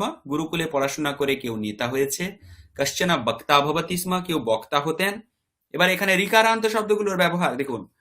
কশ্চন চ যোদ্ধা ভবতি স্ম, আবার কেউ যোদ্ধা হতেন। এগুলো সব প্রাতিপদিক যোদ্ধি, নেত্রী, বক্ত্রী। হ্যাঁ, सान्दीपनि महर्षेः गुरुकुले पठित्वा कृष्णः बलरामः च योद्धारौ अभवताम्। सान्दीपनि महर्षि কৃষ্ণ আর বলরামের গুরু। তাদের গুরুকুলে পড়ে তারা দুজন যোদ্ধা হয়েছিল। তৌ বক্তারও নেতারও অভবতাম, তারা দুজন বক্তাও হয়েছিল আর নেতাও হয়েছিল। এবার এখানে দ্বিবচনের ব্যবহার দেখানো হয়েছে। কৃষ্ণ বলরাম দুই বচন, সেই জন্য সবগুলো দুই বচন। তস্মিন গুরুকুলে দরিদ্রः সুদামা अपि अपठत्। তো সেই গুরুকুলে দরিদ্র সুদামাও পড়েছে। কৃষ্ণঃ সুদামা চ বন্ধু আস্তাম, তারা দুজন বন্ধু ছিল। তয়োঃ মৈত্রী, মৈত্রী মানে তাদের বন্ধুত্ব। মৈত্রী শব্দের অর্থ বন্ধুত্ব। ইতিহাস প্রসিদ্ধা अस्ति, ইতিহাস প্রসিদ্ধ। अनेन स्पष्टं भवति यत् गुरुकुले भूपतेः दरिद्रस्य च सूनवः सार्धमेव पठन्ति स्म। এটার দ্বারা এই বিষয়টা স্পষ্ট হয় যে গুরুকুলে ভূপতির পুত্র আর দরিদ্রের পুত্র সুনবহ আছে। এর প্রাতিপদিক হচ্ছে সুনু, উকারান্ত, গুরু শব্দের মতো। তো সুনুহু, সুনু, সুনবাহা, বোঝা গেছে? তো এখান থেকে এই জিনিসটা স্পষ্ট হলো যে গুরুকুলে রাজার পুত্র, দরিদ্রের পুত্র উভয়ই পড়াশোনা করতেন। তেষাম মধ্যে সমানতা আসি, তাদের মধ্যে সমানতা ছিল। উচ্চ নীচ ভাবস্য তত্র সর্বথাপি অবকাশः ন আসিত। যেখানে উচ্চ আর নিচ ভেদাভেদ ছিলই না। সৌহার্দ্যপূর্ণে বাতাবরণে স্থিত্বা ছাত্রাः বিবিধ বিদ্যানাং বেত্তারः ভবন্তি স্ম। সৌহার্দ্যপূর্ণে মানে বন্ধুত্বপূর্ণে বাতাবরণে থেকে ছাত্ররা সেখানে পড়াশোনা করত এবং বিভিন্ন বিদ্যার বেত্তা, বেত্তা মানে জ্ঞাতা হতো। এখানেও ঠিক একইভাবে বেত্রী শব্দ, বেতা বেত্তা বেত্তারো বেত্তারः। প্রাচীন কালিকি শিক্ষা কেবলম গুরুকুলম यावत् সীমিতা ন ভবতি স্ম। প্রাচীন কালে যে পড়াশোনা হতো সেই পড়াশোনাটা কেবলমাত্র গুরুগৃহে যতক্ষণ থাকলো ততক্ষণ পড়লো, তারপরে পড়লো না, এরকম হতো না। বর্তমানে যেটা হয়, এখন সবাই স্কুলে গেল, স্কুলে পড়লো, বা স্কুলেও পড়লো না, বা টিউশনে গেল, টিউশনেই পড়লো, তারপরে এসে আর বই খুললো না, সেরকম হতো না। ছোটবেলায় আপনারা যদি মনে করে দেখেন, একটা সময় ছিল, এই সময়ে সকালবেলা ঘুম থেকে ওঠার পরে টিউশন যদি থাকে আলাদা ব্যাপার, আর যদি না থাকে তাহলে সকাল আর সন্ধ্যা কিন্তু পড়তে বসা হতো বাড়িতে, সে টিউশন থাকুক না থাকুক। স্কুলের সময় স্কুল যাওয়া হতো, কিন্তু বাড়িতে যে পঠন পাঠনটা সেটা নিয়মিতভাবে হতো। তো ঠিক একই কথা এখানে বলা হচ্ছে যে প্রাচীন কালে কি শিক্ষা কেবলম গুরুগৃহম यावत् সীমিতা ন ভবতি স্ম। মানে গুরুগৃহে থেকে তারা যখন যে পড়াশোনাটা করতো সেটাই খালি লাস্ট নয়, তারপরেও গুরুগৃহ থেকে বেরোনোর পরে, মানে কি, যে গুরুকুল থেকে যখন তারা প্রত্যাবর্তন করছে তখনও কিন্তু গুরুকুলাৎ প্রতিনিবৃত্তিয় গৃহস্থাশ্রমম প্রাপ্য, আমাদের 4টে যে আশ্রম আছে, ব্রহ্মচর্য, গৃহস্থ, বানপ্রস্থ আর সন্ন্যাস। তো গৃহ থেকে 18 বছর বয়সে তারা যখন বেরিয়ে, বা 16 বছর বয়সে তারা যখন বেরিয়ে গৃহস্থাশ্রমে প্রবেশ করছে, তখনও কিন্তু তারা আজীবন পড়াশোনা করেছে, তখন তারা স্নাতক হয়ে গেছে। স্নাতকাহ আজীবনম স্বাধ্যায়ে নিরতাহ ভবন্তি স্ম। তারা আজীবন কিন্তু পড়াশোনাতেই থাকছে। অতএব সমাবর্তন সমারোহে গুরুহু উপদিশতি স্ম। এই কারণেই সমাবর্তন মানে হচ্ছে যে কি বলে, যখন সার্টিফিকেট দেওয়া হয়, এখন যেটাকে সার্টিফিকেট দেওয়া বলে, সেই কনভোকেশনের সময় গুরু তাদেরকে উপদেশ করেন। কি উপদেশ করেন? সত্যম বদ, ধর্মম চর, স্বাধ্যায়ান মা প্রমদঃ ইতি। ঠিক আছে, তো তাদেরকে উপদেশ দেওয়া হলো যে আপনারা সত্য বলুন, ধর্ম আচরণ করুন এবং নিজেদের পড়াশোনা থেকে কখনোই বিরত হবেন না। ঠিক আছে, ওকে, এই হচ্ছে গল্প।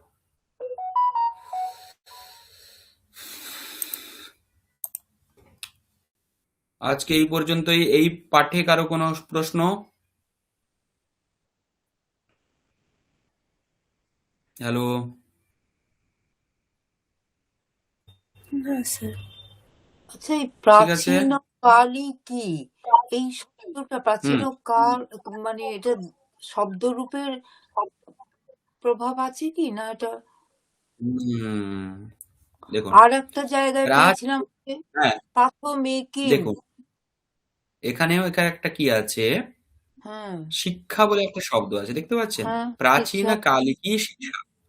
সংস্কৃতে একটা জিনিস হয় যে কিছুক্ষণ আগে বিশেষ্য বিশেষণের ব্যাপারটা বললাম, হ্যাঁ হ্যাঁ, বিশেষণ বিশেষ্য হচ্ছে যে লিঙ্গ যে বিশেষ্যের বচন। লিঙ্গকে অনুসরণ করে। হুম একটা নিয়ম আছে, বিশেষ্যের যে লিঙ্গ যে বচন যে বিভক্তি, বিশেষণেরও সেই লিঙ্গ সেই বচন সেই বিভক্তি। তো যদি এটা প্রাচীন কালহ কালিকহ হওয়া উচিত পুংলিঙ্গে, যদি এটা অন্য কিছু থাকতো, শব্দ ঠিক আছে, প্রাতিপদিকটা প্রাচীন কালিক। কালিকহ বিষয়াহ হতে পারে, কিন্তু যেহেতু শিক্ষা শব্দ স্ত্রীলিঙ্গে, সেই জন্য সেটা কিন্তু স্ত্রীলিঙ্গে হয়ে গেছে, প্রাচীন কালিকী। ওকে,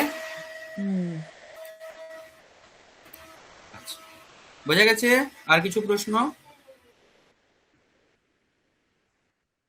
ওকে, তাহলে আমরা কল্যাণ মন্ত্র বলে সমাপ্তি করি। ওম সর্বে ভবন্তু সুখিনঃ, ওম সর্বে সন্তু নিরাময়াঃ, সর্বে ভদ্রাণি পশ্যন্তু, মা কশ্চিৎ দুঃখভাগ্ ভবেৎ। ওম শান্তি শান্তি শান্তি। ঠিক আছে, তাহলে আপনারা যেটা আমি গৃহকার্য দিলাম 9 পাতা থেকে 18 পাতা না কতটা ছিল, সেটা করে আমাকে কিন্তু পাঠিয়ে দেবেন, তাহলেই আমি ওটা চেক করতে পারবো, তাহলে আপনাদের ফিডব্যাক দিতে পারবো যে কোনটা কি আছে। পরের সপ্তাহ থেকে যেটা মানে এতক্ষণ পর্যন্ত অমিত স্যার আর চন্দন স্যারের সঙ্গে কথা বলে জানা গেছে যে অমিত স্যার মঙ্গলবার নেবেন, চন্দন স্যার সম্ভবত শনিবার নেবেন, আর আমারটা বৃহস্পতিবার থাকবে। ঠিক আছে, তো আপনারা যত মানে তাড়াতাড়ি এটা করে প্রিন্ট আউট বের করে আহ, এটা করে দেবেন, ঠিক আছে? ওকে, রাখছি তাহলে। শুভরাত্রি।